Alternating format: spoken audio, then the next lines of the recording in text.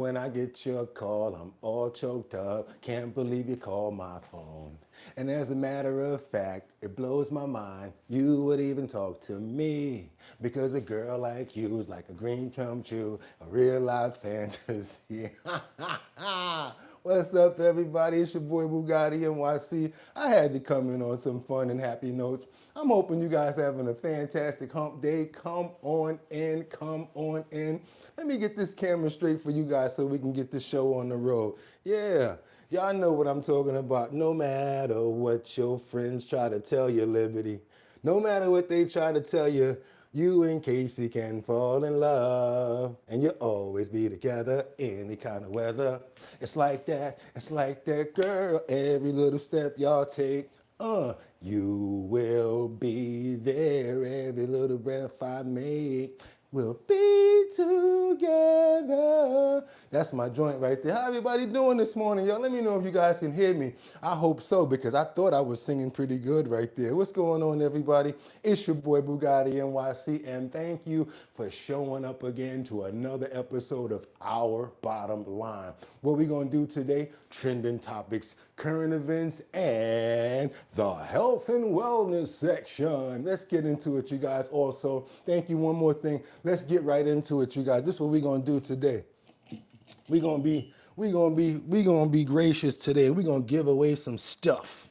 Let's give away some stuff. Let's give away some keychains and some decals. If we can reach 300, I'm gonna be nice today, because I know we can do it. If we can reach 300 likes, we're going to be sending out 6 Our Bottom Line keychains and 6 Our Bottom Line decals. You know where that's going to be going to, right? Right to you guys in your mailbox.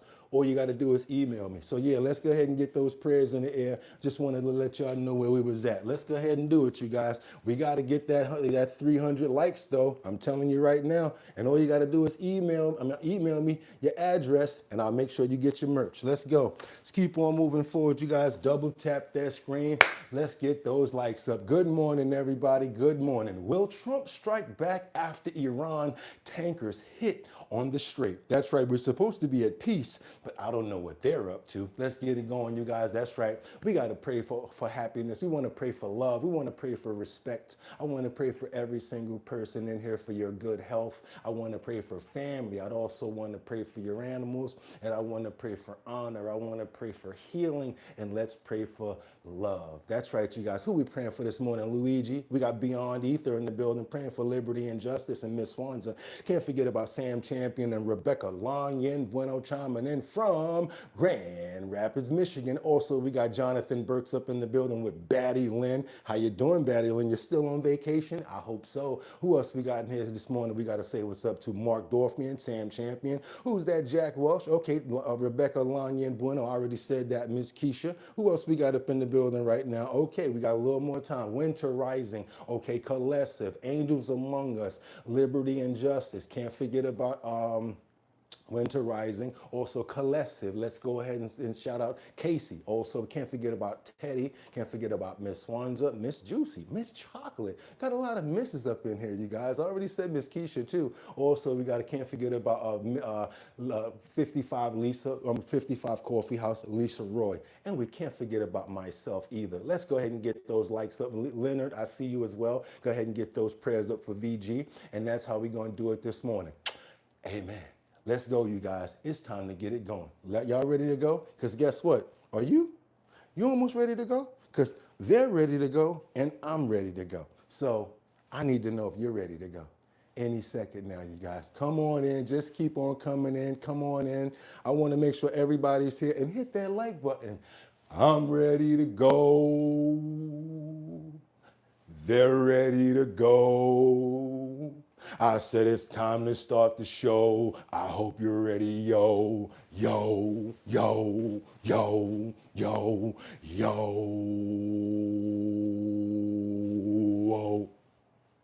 And we wind it up. Boo, boo, boo, boo, boo. Wind it up. Boo, boo, boo, boo, boo. We wind it up. Because it's 6 o'clock somewhere. I think it should be 6 o'clock here. You ready? Because they're ready to go. Come on, let's start the show. They're ready to go. Come on. It's time to start the show. Yeah, let's go. Need another. Oh, okay.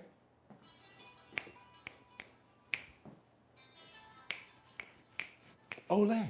And open up those pores. Uh, uh, uh, uh. We gotta open up those pores. I gotta open up those. It's Wednesday the 8th, y'all. That's right, all 2026. So I'm your host, Boogotti NYC, and this here's our bottom line. Will we be talking about this and that and chat and this and this and that? Where we be talking about this and that and chat and this and this and that. Just got me lit. Hey everybody, it's your boy Boogotti NYC. It is Wednesday, hump day, the 8th of July. Boy, how time flies when you're having fun. It was just, what, the 4th of July. Yeah, 4 days ago. Everybody's still feeling the effects of 4th of July. But you know what I'm not seeing a lot of or hearing a lot of? Thank God, boom, boom, boom. I guess they blew enough money in their pockets. They said, you know what, we're not gonna be spending that much money this year. Economy's really dug in on people, so you don't see a lot of people burning money the way that they used to. Let's keep on moving forward, you guys, because I know what you're here for. You're here for trending topics, current events, and much, much more. Shout out to everybody in the building. We are doing our thing over here. We are on our way back from the strike, from the BS that we were dealing with. Yes, we can now talk about it because, again, we now reign supreme as the #1 show during the 6 o'clock hour until we're done. You guys can give yourselves a round of applause for that. That's right, you guys. We're on our way to 1 million consistently in the 28-day region. How are we doing that? By you guys showing up and showing out, and we're going to keep on moving forward to get right back up to the 4 million where we actually were supposed to be at. But don't worry about it because we're going to keep on bringing you guys good shows. You know what that means, right? That means I got 5 on it. I'm going to stack 5 videos at a time. All I need you guys to do is stay on topic, stay on point. Let me know where you're chiming in from. Also, I love to see those flags waving because it lets me have a mental idea of where to go check out and see where we need to get information from. Okay, you guys, not only that, but what I'm also going to ask you guys to do is stay on topic and stay on course. This way, everybody in the comment section can be talking about the same thing. Everything is relative, and it's going to be really good that way. I understand people may come in, brand new people, hey, thank you, and all of that. All of that's cool, but staying on topic is the main course here. You'll see that the show comes together much better by doing that. And oh boy, do we have a good health and wellness section ready for you guys today. I hope you stick around for it. So without any further ado, you know what else it's time to do, right? Let's get into these titles. Let's go. What do we have here this morning? We have, will Trump strike back after Iran hit tankers on the Strait? I thought we were at peace. I thought we were at arms down during the time of our 4th of July / Independence Day celebration. Also, the fact that they were mourning for their, let's say, their supreme leader, the Ayatollah Khomeini. They were supposed to be all GUNs down, but for some reason, they didn't stick to that. Seems like as soon as it was over, boom, boom, boom, now they got ships going back. So that's why the question is here, will Trump strike back after Iran hits tankers on the Strait? Supposedly 2 of them. Let's keep on moving forward now, because how do Tennessee lawmakers plan to do away with birthright citizenship? That's right, you guys. The Supreme Court left the ruling in where it could still be I guess, talked about, brought back up, whatever you want to call it. So that's what they're actually doing. Now they're trying to get rid of birthright citizenship altogether and trying to do it through Congress. Last but not least, what do we have here? Will Paul Pelosi, that's him right there, you guys, Paul Pelosi, the husband of, ain't that Nancy's husband?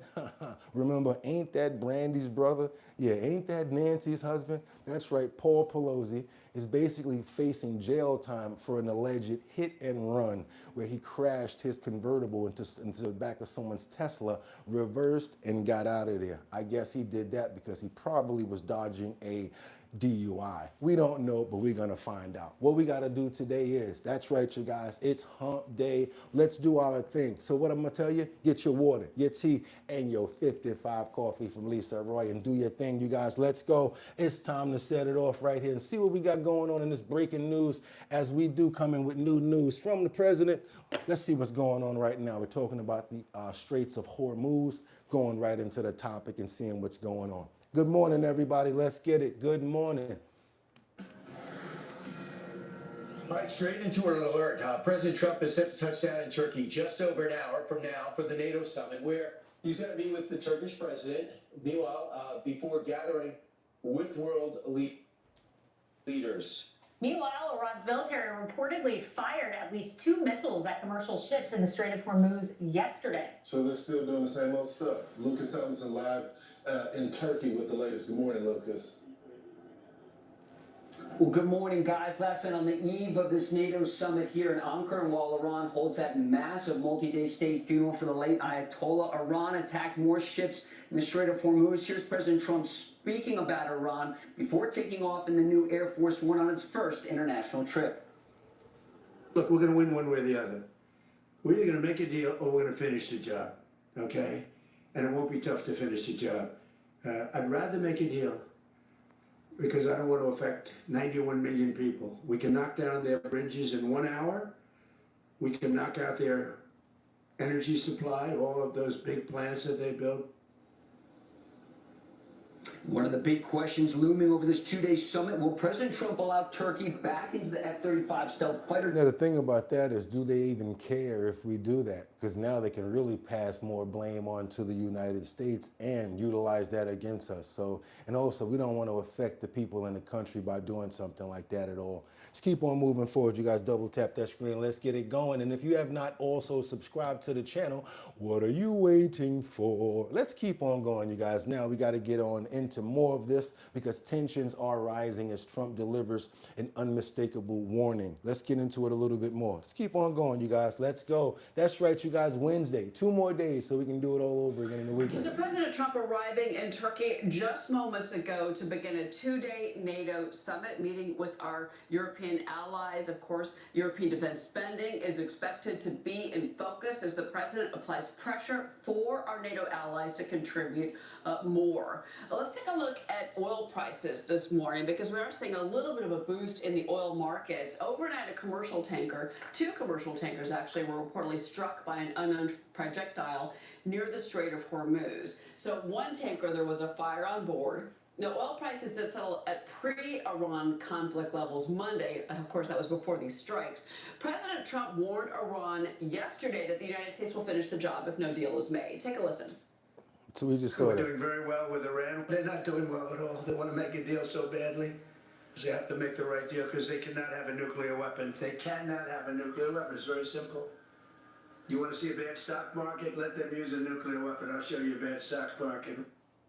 Joining me now is former U.S. Energy Secretary under President Trump, Dan Brouillette. Okay, Dan, Keisha. nice to see you. So I want to ask you about this latest incident near the Strait. I mean, we had a little bit of a reaction in the oil markets, but you know, these are 2 different attacks that they made overnight, and we did not expect much because of the funeral processions of Khamenei. We actually gave a pause in negotiations to the Iranians because of the funeral of Khamenei, and then we get now the word that they're attacking tankers again. Your reaction? Hold on a minute. Hold on. We got a roving reporter out there real quick. Hold on a minute. Hold on a minute. We got a roving reporter out there real quick. Wait a minute. Wait a minute. We got a roving reporter out there. I'm paying attention to you guys. Somebody just said the U.S. just struck Iran. Didn't even know. So we're going to run it. This is freestyle right here. What y'all got over here that I don't know about? Fox News alert, CENTCOM confirming that the U.S. military conducted a new series of powerful airstrikes in Iran for attacking commercial shipping. Let's go to Mark Meredith in Turkey. Mark? Greg, good morning to you. The president is at his hotel for the evening. It's now after midnight, but the latest news we are getting is from U.S. Central Command that they are launching new strikes against Iran, basically in retaliation after Iran had launched 3 different attacks on ships that were transiting the Strait of Hormuz. These were commercial ships as they were trying to get oil, natural gas out of that water in the Persian Gulf into the Gulf of Oman. But the Strait, of course, has been the center point for so much of what's happened since early February, where President Trump said it was imperative that ships would be allowed to move in and out of that area freely. Iran, of course, had contested that, saying that they were going to be the ones deciding who was going to be able to move through that waterway. Now, we don't know whether or not these strikes are completed or if they are going to be ongoing. Iranian state media was reporting a series of explosions in southern Iran, but we'll be looking to get more details from what Central Command has to say or the president's own comments while he's here in Turkey. And I will mention, Greg, oil prices are already jumping on the news of what's happening. Another big development, the U.S. revoking a waiver it had just issued to give Iran 60 days to sell its oil. The White House pulling back that release earlier this evening. Greg? Be sure to Good work out there, good guys. I think that was Sam. I don't know who threw that alley-oop, but good looking, because now you got us really on point. Who was that? Who did that? It was somebody just now that said the U.S. just struck Iran last night, but that was a good move because now that's part of it, and we're up to date even better. Thank you guys for stuff like that. Pay attention. I'm telling you, I pay attention to everything. Let's go. Let's keep on moving forward now, because did we do that already? Okay, let's get on over here to Washington again one more time, because President Trump basically tells us, ooh, this is a good one right here. I was kind of saving up for this one, you guys. President Trump basically speaks to NATO and tells them, oh, but when I needed you guys, you weren't there. Let me tell you something about Trump. Sometimes he's like that drunk uncle that winds up at the funeral. Y'all know y'all shouldn't be here. You know what I'm saying? You over there, he ain't never like you in the first place. You know what I'm saying? You always need that drunk uncle or aunt to show up. And I'm going to tell you just like this. Sometimes, boy, oh boy, he always shows up and says what he wants to say. Let's keep on moving forward and double tap that screen to get those likes up, y'all. Let's go. Let's see what he has to say about NATO. With respect to what? Well, that's what hurt my relationship with NATO, because Greenland doesn't help Denmark. Denmark doesn't spend money to really help Greenland, but it's an important part for the United States. And it's surrounded by China ships and Russian ships. And that's not going to happen. The ships it's not going to happen. It was Greenland that, and it continues to be, that should be controlled by the United States, not by Denmark. 55 Coffee House, you know what I'm talking about. She says, LOL, it was my grandfather at funerals for sure. Canadian whiskey. And when they wouldn't go along with it, and with all the money we spend to help them with Russia, and we don't have to spend any money, we could remove all of our soldiers out of Europe. Because as you probably noticed, Europe's a very different place than it was 20 years ago. So how many of you guys agree with what he's saying right now? Do you guys agree, even though he's saying, look, when I needed them, they weren't there for us, so what's up now? You know, I need them to go ahead and fork up more money. If you agree with what Trump is saying right now about NATO needing to fork up some more and really show up, let's get a thumbs up. And if you think they're doing enough, go ahead and give me a thumbs down. Whatever you guys have to say extra, I'll actually read that as well. If you agree with him saying that NATO needs to step up, fork up some more of that dough and fork up some more of that responsibility, give me a thumbs up. If not, thumbs down, I'll read everything coming. Let's keep on moving forward and see what he has to say in the wrap up. A lot different, much different. It's a much different, and they better be careful with immigration and energy. If they're not careful with those two things, you're not going to have a Europe anymore. We got a lot of thumbs up. Jack, Rebecca, Lanya, and Bueno. Dilly's got a thumbs up. Michael, thumbs up. Sam Champion. Everybody, basically, I think Greenland is good. NATO could be more educated. Okay. Double tap that screen, says Jack. That's right. Double tap. Let's get those thumbs up. Tell me when you have ever seen, when we have ever used NATO. Good one. He says we don't need them, Patrick. Do you guys agree with that? Thank you for all your handwork. Okay, no doubt. Your hard work. Thank you very much. Hard work. Okay, thank you. I appreciate that, Chris. Much. We can't keep paying for the world, security and fraud. Pick one. That's right, 55 Coffee House. The U.S. has been fitting the bill since the start of NATO. We are used to the abuse by most of the world. We can't keep paying their bills, KB. I'm tired of paying everybody bills. I mean, somebody said he's a weak, low IQ, cowardly, draft-dodging, self-admitted S-predator. I need you to write rhymes for me. Your back-to-back is fire. We don't need NATO. We invested. Okay, let's keep going. Good morning, Ryan.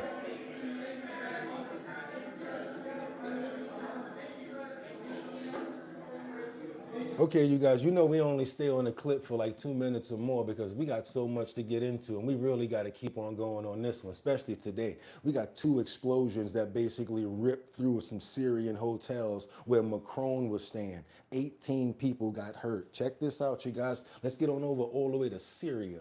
Headlines. A search for answers is underway after 2 explosions ripped through the heart of the Syrian capital overnight. 18 people were hurt. Those explosions were located near a hotel where French President Emmanuel Macron has been staying over for several hours. CBS News' Bradley Blackburn has the latest.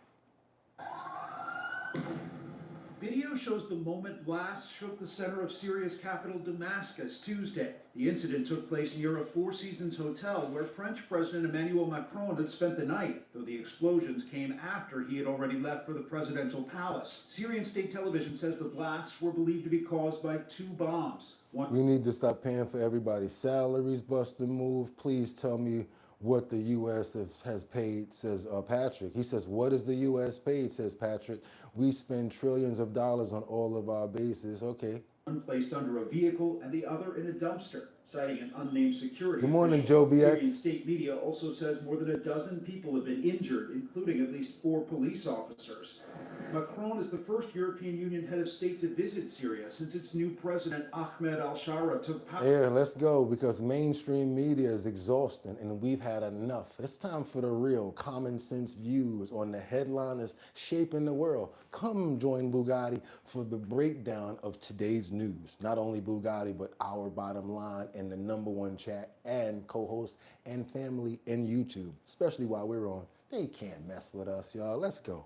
Power following the toppling of former dictator Bashar al-Assad. This morning, the French president posted on social media, "Nothing can smother the aspiration of Syrian women and men to live in a fully sovereign, safe, pluralistic, and united Syria."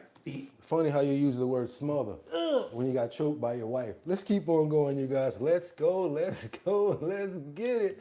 He used good words, man. He keeps everything in the same context. She was like, bow, stay in your place. Wait, the door is open. Why would you do such a thing? Let's keep on moving, you guys. Let's go, let's go. I want to pray for the 18 people, though. No joking on that accord at all. We need to really pray for situations all around the world. We have all sorts of people that watch our show. I told you, Syrians, everywhere, everybody, Albanians, Colombians, Nicaraguans, Venezuelans, everybody. I'm talking about people from Uruguay, Afghanistan, Australia, all over the world watch our show, you guys. That's why we always show up and we make sure that we cover the world. Want to pray for every single person dealing with the situation. May they please have a full and speedy recovery, Lord. We ask you this today. Amen. Let's keep on going, you guys. Let's go. We got to get on over to Tennessee. Take me to another place. Take me to another land. Let me know. You guys know that song, right? Won't you take me? That was my joint right there, you guys. Well, I was walking on the mind of my own. Remember that right there? But this is not about the song. This is about lawmakers who are now filing a proposal to restrict birthright citizenship. Let's keep on moving forward, you guys, and double tap that screen.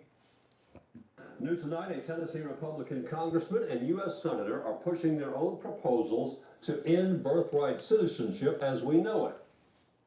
Now, this comes after the U.S. Supreme Court's decision left a door open for possible change. News 2's Kelly Miley explains. In its final ruling of the term, the Supreme Court reaffirmed birthright citizenship for children born in the U.S. For President Trump and some Tennessee lawmakers, that wasn't the end of the story. It was the beginning of a new push in Congress. Americans are sick and tired of their country being invaded, so the ruling was disappointing. I predicted that it wouldn't go our way, and yes, I think it's a betrayal. Just hours after the Supreme Court rejected President Trump's executive order limiting birthright citizenship, President Trump called on Congress to end it themselves, promising his complete and total support. I didn't even know that Congress could eliminate this themselves. Did not have any idea about that. Did you guys know that?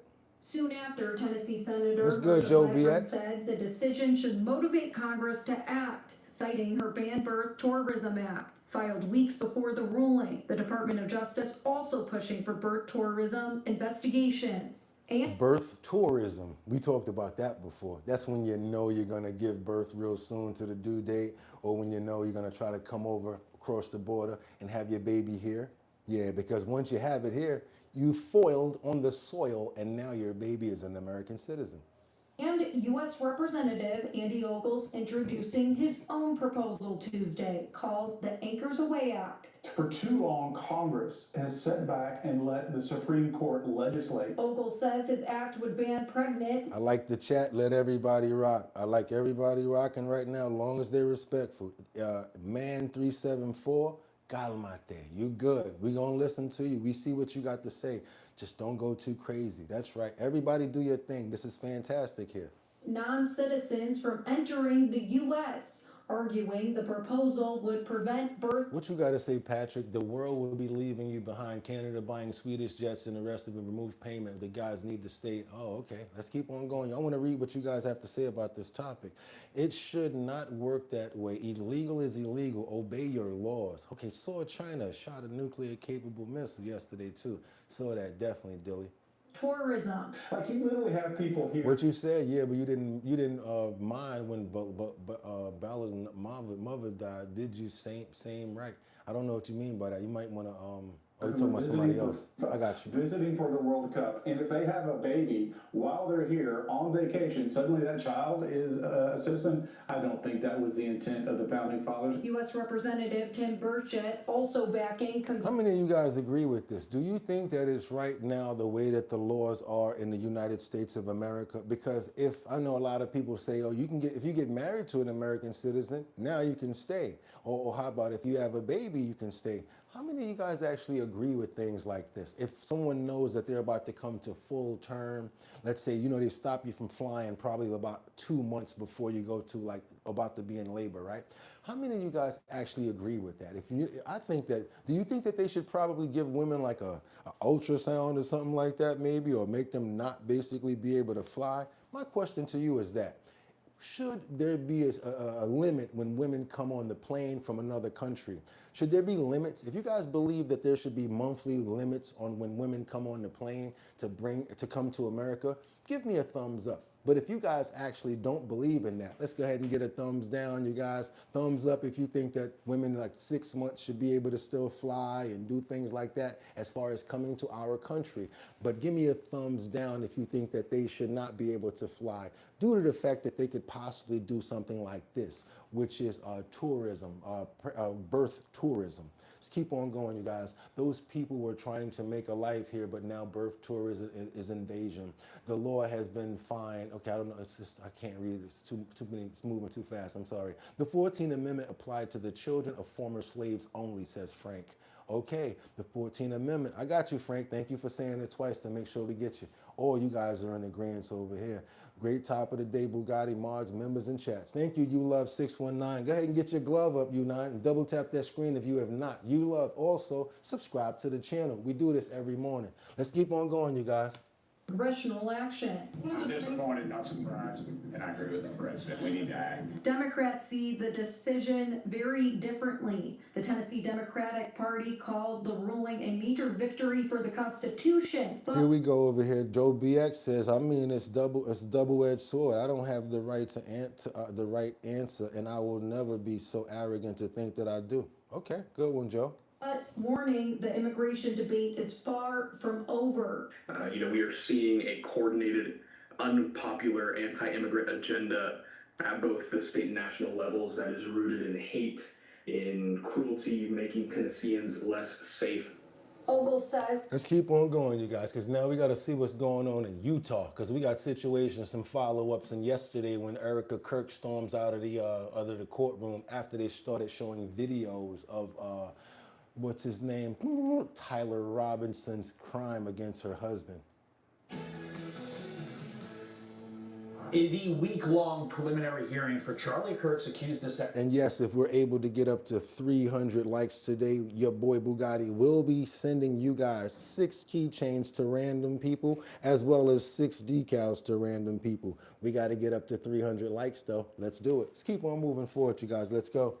Assassin Tyler Robinson is underway, bringing him face-to-face with Charlie's parents and his widow Erica for the first time. Chanley Painter was inside the courtroom in Utah yesterday, and this morning she's outside the courthouse ahead of today's hearing. Chanley, what do you have for us?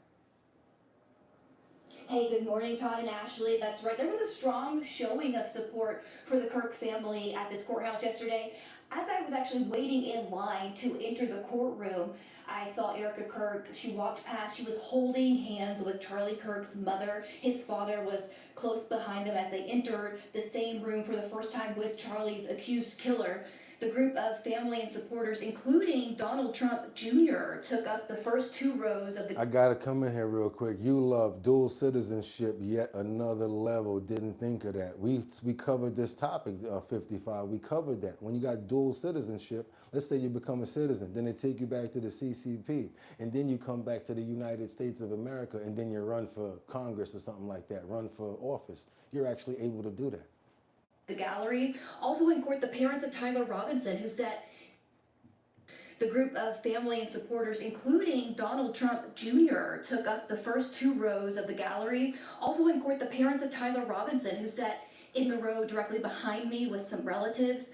And as court began, Erica appeared very emotional, at times wiping tears with a handkerchief, at one point laying her head on Charlie's mother's shoulder. The first witness, Chris Bagley, was on duty at Utah Valley University that day, and as he began to describe hearing the gunshot and seeing Charlie fall, Erica Kirk immediately stood up, and several others followed her out of the courtroom. Bagley then went on to testify about racing to that gravel roof where prosecutors believe Robinson fired that fatal shot. 55 Coffee House says dual citizenship is like getting a divorce and remarrying, but keeping the rights on the bank accounts, right? It's just like that, right? My cousin is the king of Ghana. King Yahweh is his name. Okay, let's keep on going, you guys. What we got over here? Let's get a little bit more of this. To me, when I got up there and I could see the disturbance of gravel, to me it looks like a sniper pad. There go Tyler right there, you guys. Tyler Robinson is sitting right there. A person that has been laid in a prone position, and you've got markings of elbows, knees, and feet to where somebody was in the line of sight of where Charlie's tent was. The lead investigator, David Hull, also took the stand yesterday where prosecutors showed videos of the shooting that were so graphic only the judge and lawyers were allowed to watch them. Tyler Robinson said still showing no visible reaction in those moments. Hull also testified that he identified Robinson 4 times in surveillance videos on campus before, during, and after the shooting. Would you please point him out and identify something that he's wearing? I believe that Mr. Robinson is between Miss Nestor and other counsel wearing a grey suit jacket with a dark tie and a light coloured shirt. Is that? There you go. I would ask that the record reflect that Agent Holt has identified the defendant.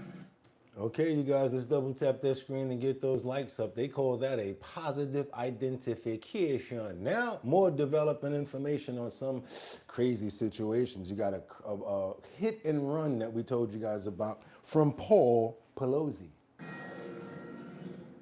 And we have a Fox News alert. Nancy Pelosi's husband, Paul Pelosi, ain't that Brandy's brother? Facing a hit and run charge in Napa County after crashing his convertible into a parked car. Max Gordon is live with those details. Hey, Max. Hey, Charlie. 86-year-old Paul Pelosi could face up to 6 months in jail and 3 years of probation for misdemeanor hit and run. According to the Napa County Sheriff's Office, a witness called 911 around 2:30 in the afternoon Friday after seeing a brown convertible hit a parked car in the town of Yountville. The legally parked car received major rear-end damage, as you can see there. According to the witness, after crashing into the parked car, the driver of the convertible briefly stopped, then drove away. He looked around to see if anybody was going to come out and got up out of there, because he'd rather have this than a DUI added to it. How about that? A short time later, deputies found a disabled brown convertible with significant damage to its front right side that had been driven by Pelosi. The Napa County Sheriff's Office says during the investigation, Pelosi admitted to hitting something, but said he didn't know what he had hit, so he kept driving. He drove until his car became disabled and was no longer able to continue driving. That's not what you do when you hit a car, hit anything. You gotta stop. You're supposed to get out and stop and look around. That's automatically a mess up right there. They tell you that when in the driver's manual. Tell me if I'm wrong, guys. Deputies determined that Pelosi hadn't been drinking and ruled out DUI. Pelosi was not arrested. A statement from the Pelosi family reads, Mr. Paul Pelosi has personally apologized to the owner of the vehicle and assured them that he would take responsibility for the damage to their vehicle. Speaker Pelosi will not be commenting further on this private matter. Back in 2022, Paul Pelosi was arrested for DUI in Napa County after he was involved in a crash there. Later that year, an intruder broke into the Pelosi's home in San Francisco, attacking Paul Pelosi with a hammer. Now, after this latest incident, the California DMV will reevaluate Pelosi's driver's license, which is common for elderly drivers involved in a crash. The case will then be referred to the Napa District Attorney's Office. Charlie, back to you. Oh, he getting off with a slap on the wrist on some elderly crap because of Nancy. Yeah, she got him on some slap on the wrist. Like, yeah, let's test him for when he's too old or whatever. Let's test his blood alcohol level. How about that? Let's keep on moving forward and double tap that screen if you guys appreciate the content that we're showing you. I've always been scared of heights. Only heights I mess around with is Washington Heights. I don't even mess around with Brooklyn Heights like that. Why? Because I said Brooklyn before I said Heights. Let's keep on moving forward, you guys. No pun intended. So yeah, we got a situation in here in New York, and if I can make it there, I'll make it bum bum.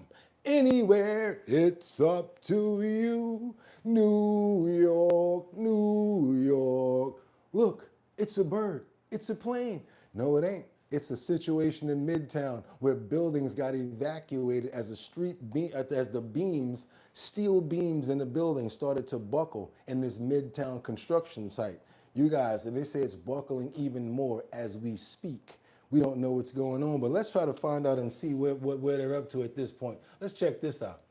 Looking at a developing story as it's happening right now. This video that we just got into our newsroom just a little while ago, all a part of it, because a busy stretch of Midtown has been turned into an emergency scene this morning after a structural problem was discovered at a high-rise construction project. This video that you're looking at right here is from inside of this building. The video we got in from a man named Anthony Marino. And here's what we know. What began as reports of bricks falling from a building quickly escalated when firefighters found two buckled structured columns on the 21st floor. And now the Department of Buildings has inspectors on the scene trying to determine exactly what failed and whether the building is stable and pretty much what happens next. Tyler, can we go back to that first video that we were looking at? Okay, so we can kind of give us, it's not these aluminum sort of pillars and beams that we're worried about. It's what's behind it there. So if you take a look, and we'll go back to it in just a second, we'll restart. So that's what we're worried about there, that column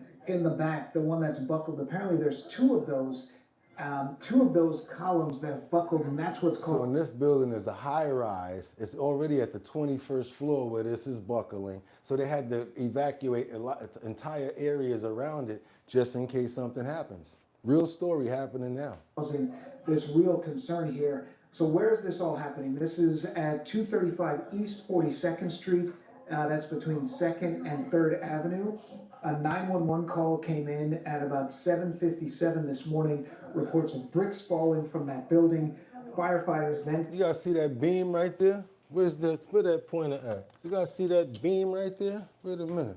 Determined that two columns buckled on the 21st. That beam right there is bent. That whole beam right there. So that's why the bricks gave. Floor, and that's when we got that video in. And that's on this building right here, you guys. Look at that. That's the live look at the unstable building. Look how big this building is right here. Live look that you're seeing is the bottom right corner of your screen. That's where Roy, our photographer, is this morning. Roy, I think you can hear me All right, y'all, let's keep on going. I hope Roy be careful down there, boy, because I don't know what they're going to do about that. They might have to go ahead and start breaking that joint down. They might have to start breaking that building down. I would not go take a picture, nothing. How old is the building? Don't know. Hell no. Get out now. And you can't fix that. Exactly. Who said that, Jack? Jack, you know what I would do? We got to find a safe way to bring that building down.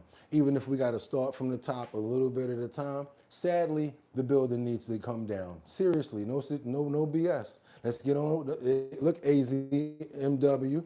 Yeah, you can't play around with nothing like that. I don't want nothing to do with it. And I'm not going to get no furniture. I don't care what's in there. Keep it. Let's keep on moving forward, you guys. Yeah, Planter. Let's get on over to see what's going on with Planter. Was he planted? Let's see what's going on now, because we got some new follow-ups, because we got a response to new bombshell allegations. At first, he was fighting back, had his wife by his side and everything. Now let's see what's going on with this situation here, guys. Here's some breaking news coming into the story. Maine Democratic Senate candidate Graham Plattner responding to a bombshell new Politico report detailing serious allegations of sexual assault. Politico reporting, quoting now, a woman who dated Plattner says he forced her to have sex with him nearly 5 years ago despite her repeated objections, an allegation Plattner denies. The woman, a 41-year-old Maine resident named Jenny Rassicott, detailed the alleged incident in 3 interviews over the past 2 weeks. Now, Plattner denying the allegations outright. He just put out a new video calling them, quoting again, troubling, serious, and false. He says, again quoting, "We are taking the time to reflect on the best path forward for the state that I love." More on this as we get it, and there will be more. Be sure to like. It just keeps on coming out, man. Keeps on coming out with that one there. Platinum, man. I think it's time for him to go ahead and resign and doom, doom, doom, doom, doom, doom, doom, doom, doom, doom. But you know why he's not resigning, right? Because he wants to use that taxpayer monetary to cover him. Let's keep on going, you guys. They're going to try to push as long as he can. We got to get on over to Boston. I told you guys so much how I feel about these nurses and how I feel that they deserve to get paid well and how they really stepped up when it comes down to COVID. Nurses and frontline workers really deserve to get high praises. What do you guys think about this situation? Because we got a situation now in Boston where our nurses are now on strike. They said that they're not getting enough money, and you know what? They're walking out. But Boston people, I mean, administrators in Boston and anybody on the executive levels are basically saying, you actually are getting paid pretty good, plus we give you 5% increases. What do you guys think about this? Let's get into it and see what's going on, because these nurses in Boston said that they're being overworked and underpaid. A massive nurse strike looming in a major American city. Today. Thousands of nurses and home care clinicians expected to walk off the job tomorrow. And that was yesterday, so that's today. Boston, Ariane, and Allie is tracking the latest. This could be serious, man. Yes. Thank you, Darnell. Yes, this could be the largest strike of its kind in Massachusetts history. So on Wednesday morning, 4,000 registered nurses at Brigham and Women's Hospital and about 450 home care clinicians could start 2 separate strikes. The nurses are asking for higher raises to offset cost of living, more affordable health insurance choices, and for the hospital to hire more permanent. Cost of living. They got a point there, huh? Especially depending on what the cost of living for an apartment or a 1-bedroom is in Boston, right? Staff instead of temporary travel nurses. The Union for the Nurses blames Brigham and Women's Hospital for failing to come to an agreement in the nearly 24 bargaining table discussions. Now, Brigham and Women's Hospital says the nurses are already among the highest compensated in the market, and they currently receive annual 5% wage increases, and that the hospital's proposal ensures every nurse receives increases while also preserving competitive health benefits, retirement support, paid time off, shift differential payments, and professional development opportunities. Now, the hospital says it does take seriously the union's decision to strike. They are fully prepared to continue providing high-quality patient care throughout a work stoppage. Politicians are urging the groups to return to the table, saying a strike and a lockout of this scale would cause serious disruption. And again, they have been to the table more than 24 times. So hopefully they'll return to the table and this will be short. Hey, how about this? Is it more expensive that's a good question, Scooter Ginger. Is it more expensive than New York or Boston to live? That's a good question. We need to ask each other that. If anybody knows, let's look at it. I'm sure it's probably a little more than in New York to live than Boston, but I'm sure because Boston is a major city, it's probably just as expensive as well. And we got Bendo up there that has a good point where he says, hey, nurses, stop leasing BMWs and only eating DoorDash. You know how right you are? I have a friend who actually is a nurse, and you know what she does? All she does is eat DoorDash, and her kids eat DoorDash too. That's all they do. I'm not going to tell you about you. I'm not going to tell you you're wrong. Let's keep on moving forward, you guys. Let's go. Let's get the rest of this and let's get up out of here. We got so much to cover this morning. Hope you guys are appreciating the content. I'm going to ask you guys again to double tap that screen to get those likes up, because if we can get them up to 300 today, you guys will be receiving merch in the form of 6-hour bottom line decal keychains. All you got to do is peel that plastic off and reveal your keychain, and then you'll be getting a decal as well. Other people will receive 6 decals. So 6 decals to 6 people, 6 keychains to 6 people as well. As long as we get to 300, and you guys got to email me your address at bridgethisllc@gmail.com. I make sure I send them out personally. Let's keep on moving forward now, because we got an Air Force major who's been locked up for calling for Trump's impeachment. Watch your head. I feel sorry for him. I really do, because he was dressed in his uniform, but he just wasn't doing what he should have been doing he was in the wrong place at the wrong time. Air Force One career may now be in jeopardy. A protest outside the U.S. Capitol included a major in the U.S. Air Force who says the president and vice president should be removed from office. The president and vice president must be impeached, convicted, and removed. Yes! This man was identified Wednesday as Air Force Major Jason Watson. He spoke in an anti-Trump rally before holding up a sign reading, "Impeach, convict, remove." Watch your head. He says Trump and J.D. Vance violated the War Powers Act in Venezuela and Iran. Watson was arrested on the spot by Capitol Police for obstruction. It's unclear what other legal consequences he could face. Service members cannot wear a uniform while participating in political rallies and are barred from making, quote, contemptuous words against the president. Air Force One career may now be in jeopardy. A protest outside. The sad part about that is you're not supposed to have any sort of bias when you're in the Army or the Navy, Air Force, Marines, or the Coast Guard. See how I remember now, you guys? You can't have any partial. You got to just listen to what the Commander-in-Chief says. We hope you get out of that locked up situation. Watch your head. Let's keep on moving forward now, because you see this right here? Yes, that is a trooper right there. He's no longer with us. Sad situation, breaking news that just came in. Yep, Pennsylvania State Police. Sad situation, you guys. Trooper lost his life due to illegal immigrant. Yeah, ICE basically turns the heat up since Tom Homan is, in immigration has now have a situation going on here, and they really peed off about this one. Let's get into it, you guys. Let's go. Let's see what's up with this. How fanatical are the Democrats about open borders? They're so fanatical that to achieve their goal of remaking America with third world immigrants, they're willing to sacrifice an unlimited number of American lives. And in total, for more than an hour and a half, a valiant attempt was made to save Trooper Michael Pajara's life, and they were unsuccessful. The man died a hero. He was an outstanding trooper.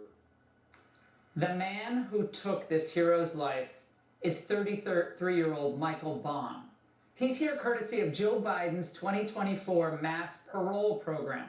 Now, not only did he stay here, he was given a 4-ton weapon to use on our highways because a Massachusetts company gave him a commercial driver's license. And the far-left governor there, Maura Healey, remember, she's a passionate advocate for illegals to be on our roads, goes on and on about how they need to have driver's licenses because if they didn't, they wouldn't be able to get insurance, blah, blah, blah. She's the worst on immigration. Even when Trump's DHS canceled this guy's parole program and Mr. Bond was told to leave the country, well, he ignored the order. And why not? He was probably betting on those anti-ICE thugs to shield him in Massachusetts. Well, we got homicide by vehicle, aggravated assault by vehicle, recklessly endangering another person, 2 counts, involuntary manslaughter, reckless driving, careless driving, unintentional death, duty of driver in relation to the emergency response area, driving on roadways, lane for traffic, prohibitions against changing lanes, obedience to traffic control device. And his CDL kept getting renewed anyway. Damn. Now, Officer Bahira was a 20-year vet of the force. He just moved back in with his parents to help care for his mom as she battles cancer. That's the life taken by Joe Biden's illegal. So that's what I'm thinking about when I heard about his story. He moved back in with his mother to take care of her because she was battling cancer. So now what's going to happen to his mother? That's right, guys. Look no further. We cover news from all platforms, MSNBC, CNN, and we discuss the top current headlines from all news stations right here. We start at 6 o'clock. Here to discuss his borders are Tom Holman. Tom, does Governor Haley of Massachusetts and her ilk ever address the suffering of these American victims? Absolutely not. She'll be on TV saying she's not a sanctuary state. She said it 100 times. One of the facts she is. Look, you know, Lord, you're not talking about this before. I've met with hundreds of angel moms and dads. That's the reason, one of the top reasons I came back out of retirement twice for President Trump is because of the stories I've been told by parents who bury their children. So it doesn't get better. I mean, we gotta.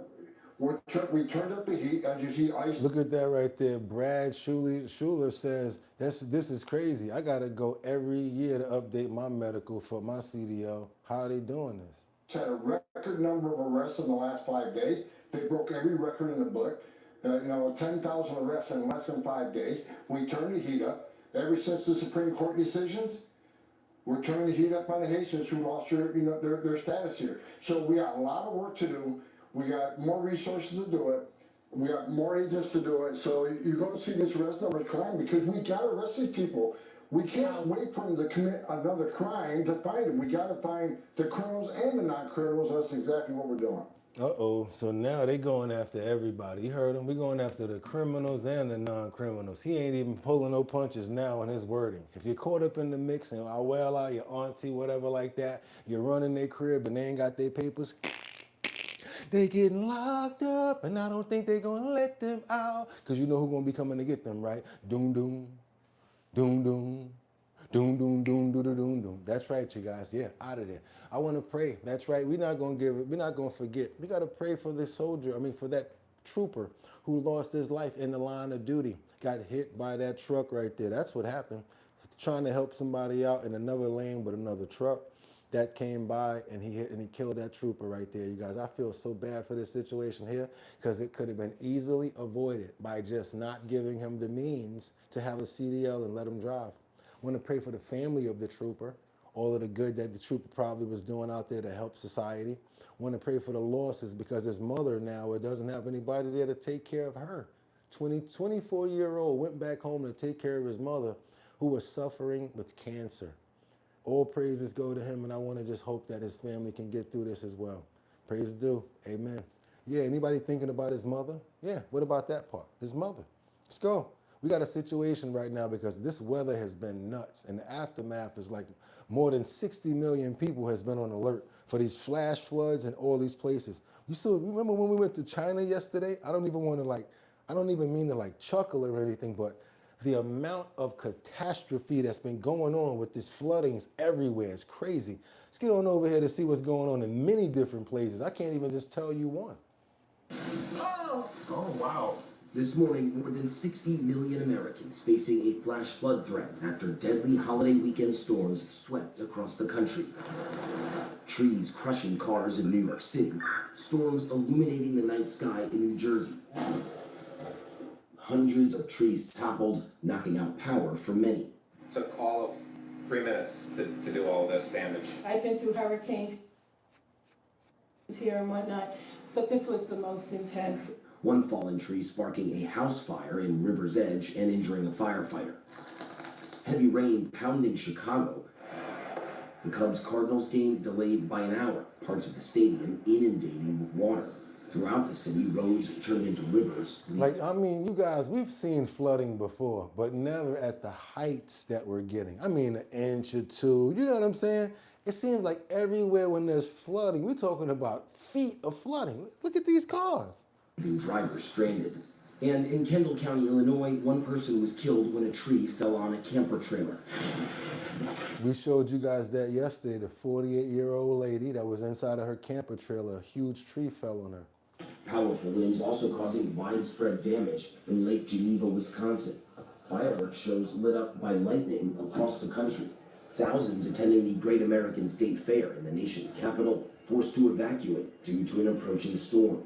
Ladies and gentlemen, our officials have asked to tell you we need evacuation right away. Meanwhile, scorching temperatures all along the Northeast, suspected to have caused at least 25 deaths in 10 counties across New Jersey, in what officials say was the hottest stretch of weather in more than 14 years. Unfortunately, many of these individuals were found in homes without air conditioning. Yes, you're right about that, Hops 27. Year by year, it seems to be getting worse and worse and more intense with the climate.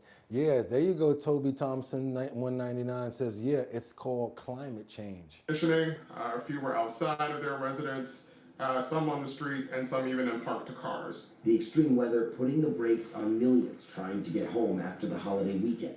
Overnight, more than 1,000 flight cancellations with... Man keeps messing with the weather when God had it perfect. There you go, glare up there. There you go. Thousands more delayed. This as it was 122 degrees in my husband's job inside yesterday. Oh my God, I hope he okay, Winter. A Delta plane in Chicago reportedly struck by fireworks Saturday. Yeah, we reported that already. Let's keep on moving forward. You guys double tap that screen. 120 degrees. What the hell going on with the AC? Oh man, I want to pray for everybody affected by that situation there. I want to pray for you guys to try to stay cool as best as you can. Pray for everybody that's dealing with that nonsense and that's dealing with this heat. Amen. And you guys, we got to try to smile sometimes. So here we go. Let me show ya shantan, shantan. Let me show ya shantan. Anybody know where that come from? That's right, you guys. None other than Fire Marshal Bill Burns. You know who I'm talking about, right? One of my favorite comedians of all times. James, whatever you want to call him. Carrie, the Mask, the man. That's right, Pet Detective Ace Ventura, the guy. That's my guy right there. Can you feel it? That's my guy right there, you guys. And I sometimes, when I just want to laugh sometimes, he's so funny that you can just think about the old skits, especially when it comes down to the old ones from And Live in Color. Yeah, you guys, I'm sorry to have to say this in the same context because we're going to have to actually pray. We're going to actually have to pray on this video. But you guys can't tell me that this man don't look like Fire Marshal Bill Burns. Got to tell you guys, he looks just like him. He's in Miami. In Miami, thank you for never failing. It just sucks by how we got this story. We got an 84-year-old man who's been locked up, and I don't think they're letting him out. Watch your head. I mean it on this one, you guys. They're not letting him out at all. Why? Because this El Fulio, 84 years old, he meant what he was saying, and he was saying what he meant. When he doused a car with gasoline with his girlfriend inside. They've been together for 4 decades. He said, look here, we're going to both get up out of here on the hot seat. I guess... He was saying, it's getting hot in here, so take off all your clothes, not only your clothes, but all the way down to 3rd-degree burns, and he got burnt too. I guess that's why Fire Marshal Bill's last name is Burns. Let's get into it, you guys, and I'm not even lying to you. This guy looked just like a black version of Fire Marshal Bill Burns. Building now, an arson investigation is now underway in Oakland Park. Investigators say an elderly man set a car on fire with a woman inside, and they say the two had recently ended a relationship that had lasted several decades. Local 10 Samir Nefsi is following the story for us. Like, you ain't leaving me. In Oakland Park, he is live with the latest on the suspect. Samir? And Nicole, investigators say the 84-year-old set the woman he once loved and at one point was living with on a fire here into this parking lot at a 7-Eleven. You can, of course, still see those charred marks there. Now we can tell you investigators I am Kiera says 84 in prison is crazy. say he doused her car from the dashboard Look at H 27. What happened to just breaking up? to her with gasoline. Franklin Davis wheeled in front of a Broward County judge, his hands and ears still covered with medical gauze. Let me show you suntan. Days after he allegedly set his former partner ablaze. You're being charged with premeditated murder, arson causing bodily harm, and number 3, criminal attempt to solicit, conspire, capital felony. Meanwhile, in the 3100 block of Oakland Park at this 7-Eleven, a parking spot remains charred, where the 84-year-old is accused of dousing the interior of his ex-partner's car, then igniting it. Oh, you guys made a mistake and thought that he did it on the outside and while she was in there. No. He got in the whip, poured it, got in there, and then lit it up, and he went up with it too. Like, we going up out of here together. Following an argument, the victim telling investigators she believed Davis wanted to burn her up inside the vehicle. She suffered. Oh, she ain't die? Don't even give her no RIP by the grace of God, Hop 27. She's still alive. Got a burn on her thigh, but she got up out of there.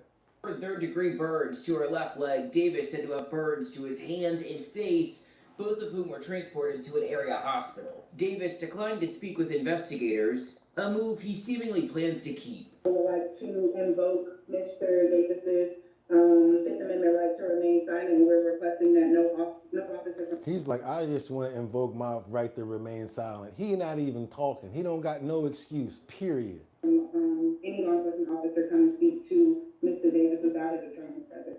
Davis and the victim had been in a relationship for more than 4 decades, say investigators. However, they ended their relationship a few months back. The court finds probable cause. Oh, no, we didn't end no relationship. That's what he said. With regard to charge number 1, no bond. Charge number 2, no bond. Number 3, ROR. And it should also be noted, according to arrest documents, that there was an indication that Davis was possibly under the influence of alcohol. That's the very latest. We're live in Oakland Park. I'm Samir C, Local 10 News. Yeah, you guys, let's double tap that screen, get those likes up. Nobody else shows us different shows and different topics the way that we do over here. I guess it's just something that's going on with our algorithm that makes us get all these crazy topics and be able to bring them to you fully invested, and we do our research on them before we even send them over. Yeah, also, if you guys want to go ahead and get those likes up to 300, we're going to be giving out merch today, you guys. That's right. All you got to do is get the likes up to 300. I'll be sending out 6 of these Our Bottom Line keychains, and I'll be sending out 6 of these Our Bottom Line decals. 12 people will receive merch. Once we get to that 300 mark, you guys, all you got to do is send me that mailing address at bridgethisllc@gmail.com, and we got to keep on moving forward because that's what we do over here. We got the Walmart situation at Walmart. I'm hoping and praying that this is something that other stores do. Macy's is a tier 1 store, meaning what, Boogotti? That means, let's say if you're a small store in New York somewhere and you don't really know what to buy when it comes down to fashion or clothes. Well, guess what? A lot of times people just go into Macy's and say, we're just going to copy what they got in here. We're going to copy some of their high-end stuff. We're going to copy some of their affordable stuff. And we're going to do this. Right, that means that they're basically a forecaster of other brands. So a lot of people really want to get inside of Macy's because Macy's is like a premier store. That's why I want to tell you guys, just to start that off. Tier 1 store, many people know about it and they look at that store as somewhere to go for good fashion and for good things, right? So that's why if you're a designer or someone with clothing, you want to be inside Macy's. And then if you're Macy's, you stand proud as a tier 1 store. What other stores stand tall as tier 1 stores in different categories? Let's say the food category. Would you agree that Walmart stands as a tier 1 store when it comes down to products and when it comes down to sales? I would say so. Probably doesn't have to do with pricing, but when it comes down to having a real estate and the locations almost in all 50 states, besides New York, check that out, believe it or not. Yeah, besides that, I think that they've got a monopoly when it comes down to tier 1 stores, when it comes down to supermarkets, right? Good thing about that is what I'm hoping and what I'm praying, you guys.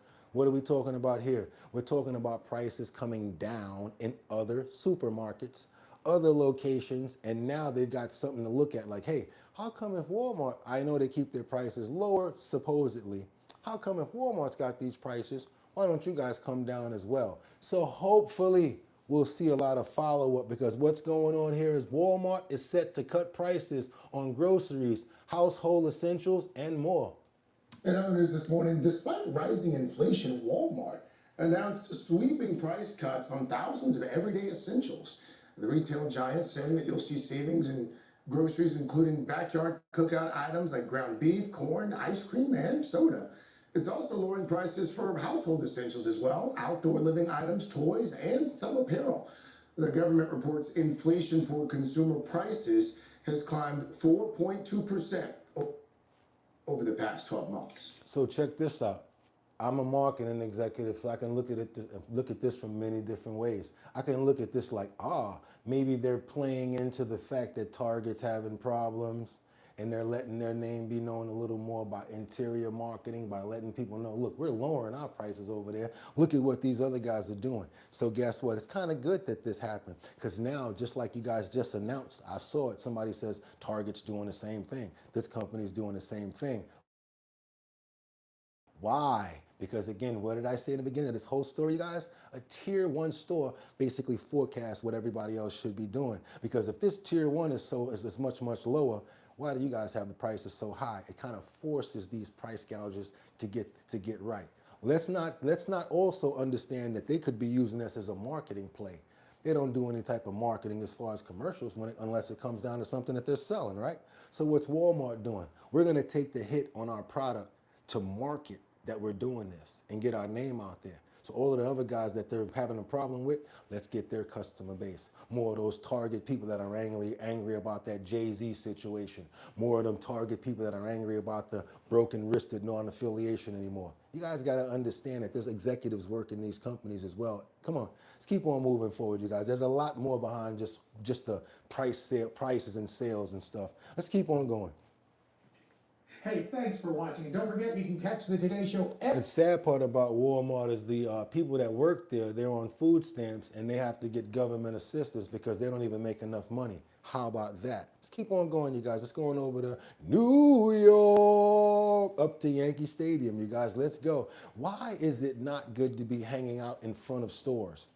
My question to you, why is it not good to be hanging out in front of stores? Like in the evening, just hanging out, out there with your boys, having a couple of drinks and stuff like that. Why? Because in the neighborhood, if you ever ready, you don't have to really read the 48 laws of power, but you should know certain things. Anybody ever hear something like this? Never walk the same way twice. Anybody ever hear something like that? And you probably don't understand why. Never walk the same way twice. Why would you not walk the same way twice?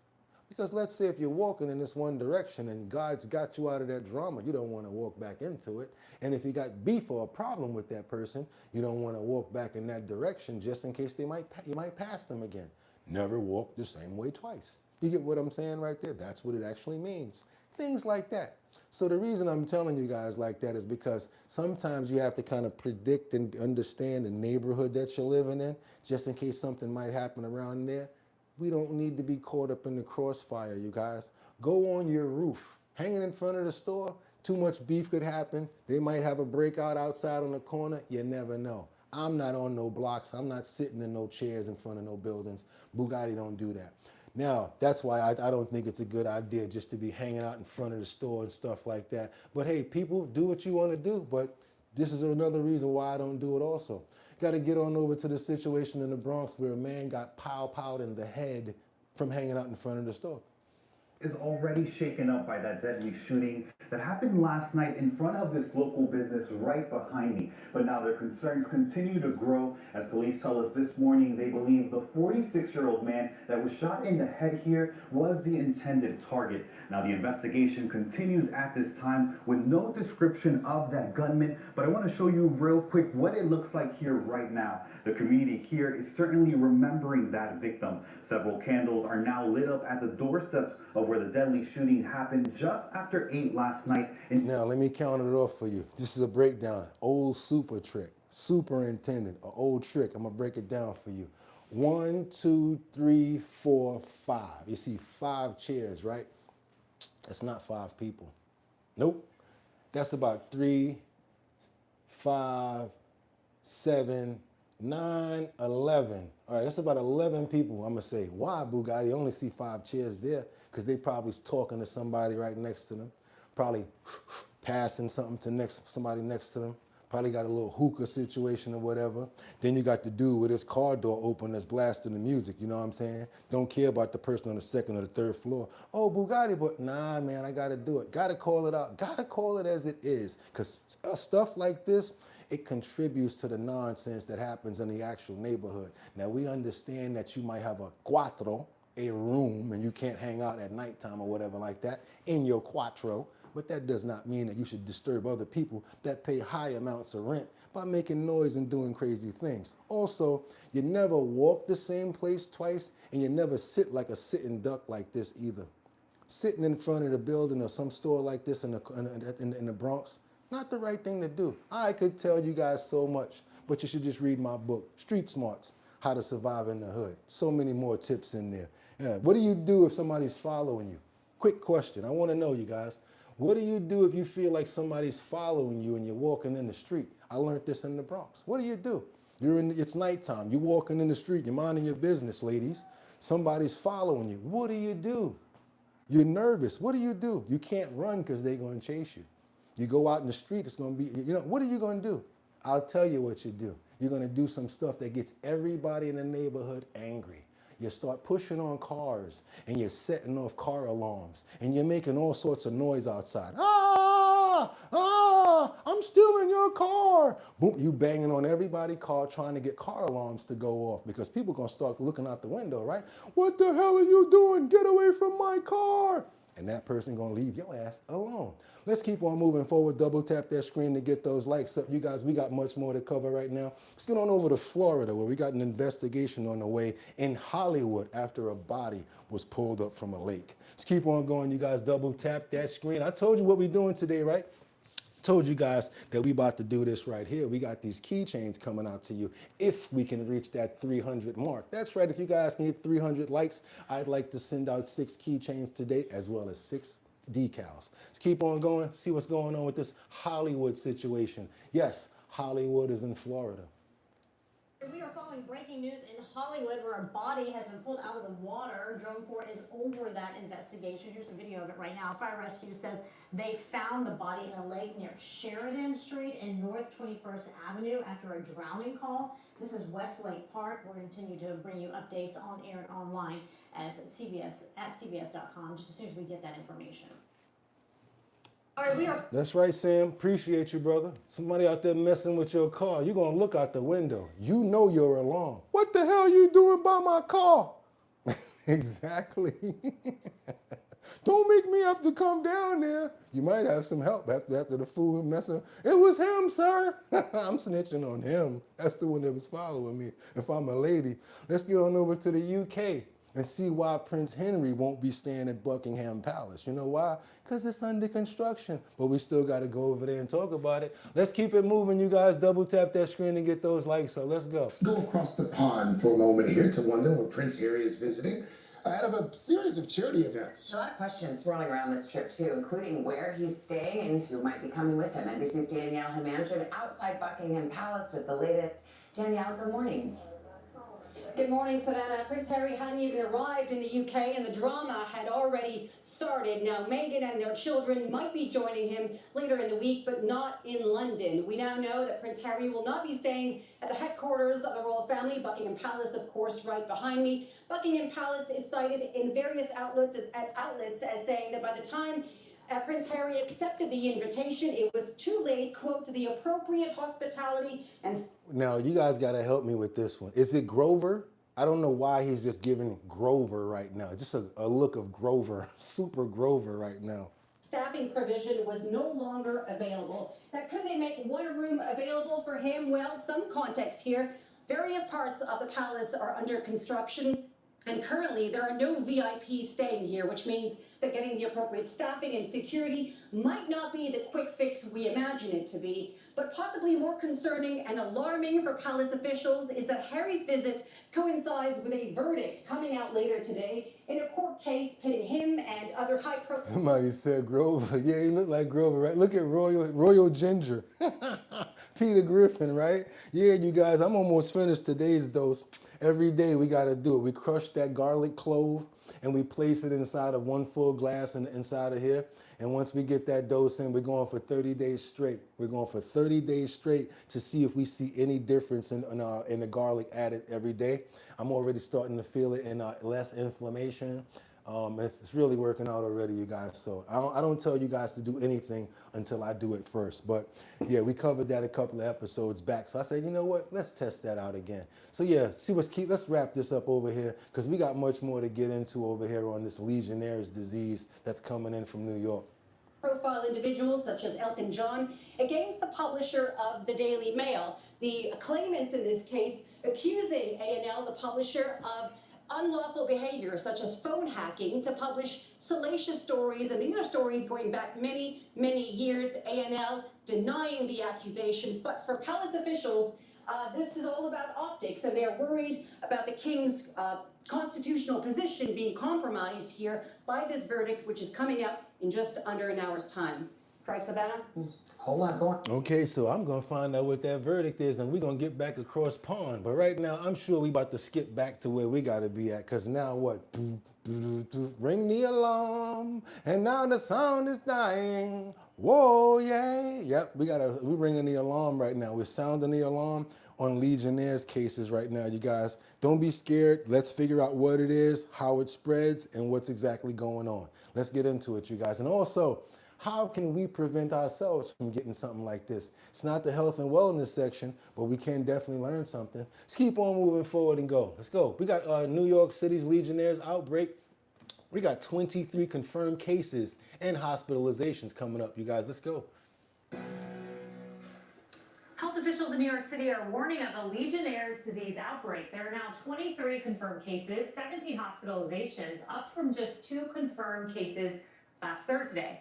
The health department is urging anyone who visited the Upper East Side to monitor for symptoms and seek medical care if they become ill. But that's between 76th Street and 97th Street. And it's been happening like this for a number of years now, where a lot of these areas have been this outbreak of Legionnaire's diseases. Let's bring in Dr. Stephanie Widmer, emergency medicine attending physician and director, of medical toxicology at St. John's Riverside Hospital in Yonkers. Doctor, great to have you here today. Thanks for having me. You know, as we look at this, first, let's start with what causes Legionnaire's, because the mayor said this is not related to plumbing or drinking water. So I want to be clear that this is not something that you can catch from someone else. Legionnaire's disease comes from a bacteria. It's a bacterial pneumonia, and the bacteria likes to live in warm water. And it usually comes from not drinking water, but the water in large cooling towers, in buildings, nursing home facilities, large building structures. So not like your AC unit in the home, but it comes from a bacteria.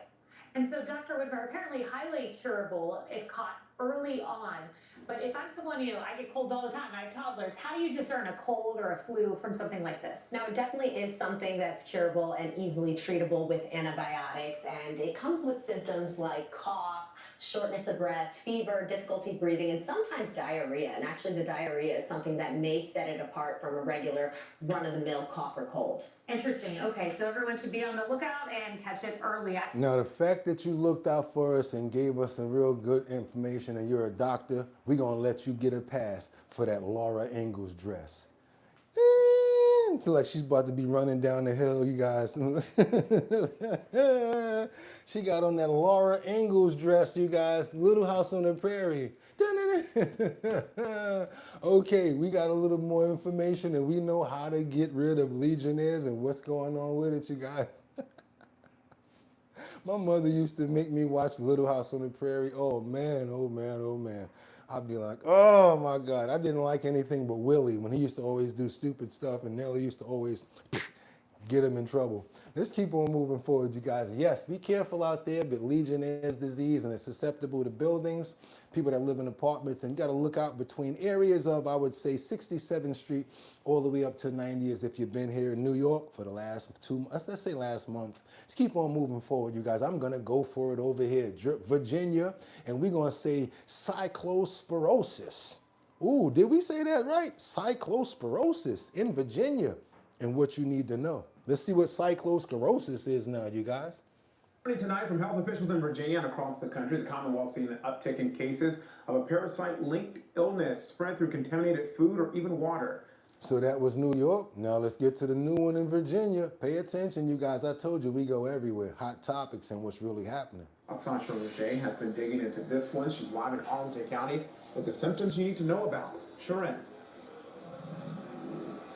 Kenneth, most people have not heard of cyclosporiasis, and if they get it, they think it's another foodborne illness or a stomach bug. But there are now hundreds of cases being reported across the country, from Michigan to Texas to New York, and some cases here in Virginia.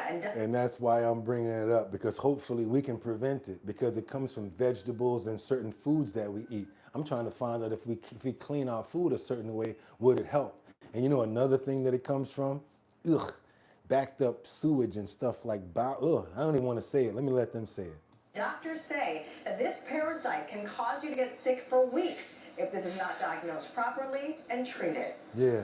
The biggest clue is diarrhea that does not go away. So a typical stomach bug often improves after a couple of days, kind of on its own. Cyclospora can, as you said, cause watery diarrhea, cramping, bloating, fatigue, nausea, sometimes vomiting, and it can last for days to weeks if it goes untreated. So symptoms can also come and go, which can make people think that they're actually getting better, and then they suddenly feel sick again. Yeah, cyclosporiasis is an intestinal infection caused by a microscopic parasite. People usually become infected after eating contaminated fresh produce or drinking contaminated water that might have been exposed to feces.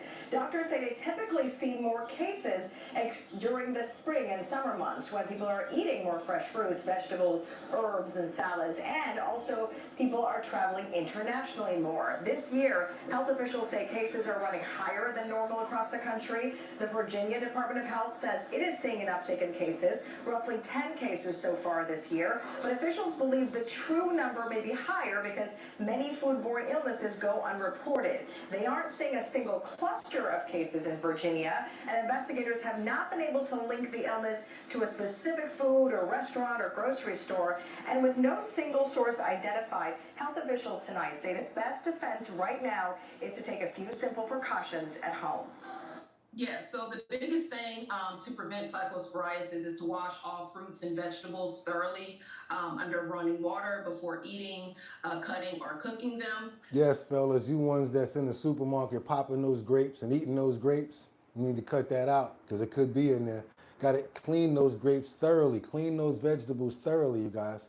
Of course, we always emphasize the importance of hand washing with soap and water before and after preparing foods and after using the bathroom or changing diapers.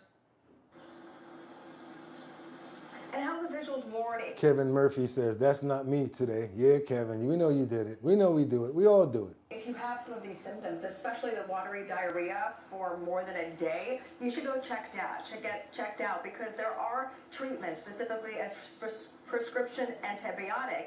Also a reminder, if you are traveling internationally, Kenneth, to not eat raw foods or uncooked foods and not drink untreated water. Lori Lou, you're right. I use vinegar and baking soda. It's the most naturalist thing that you can actually use. Anybody ever get like a bell pepper or an apple and it's feeling like really waxy in your hand?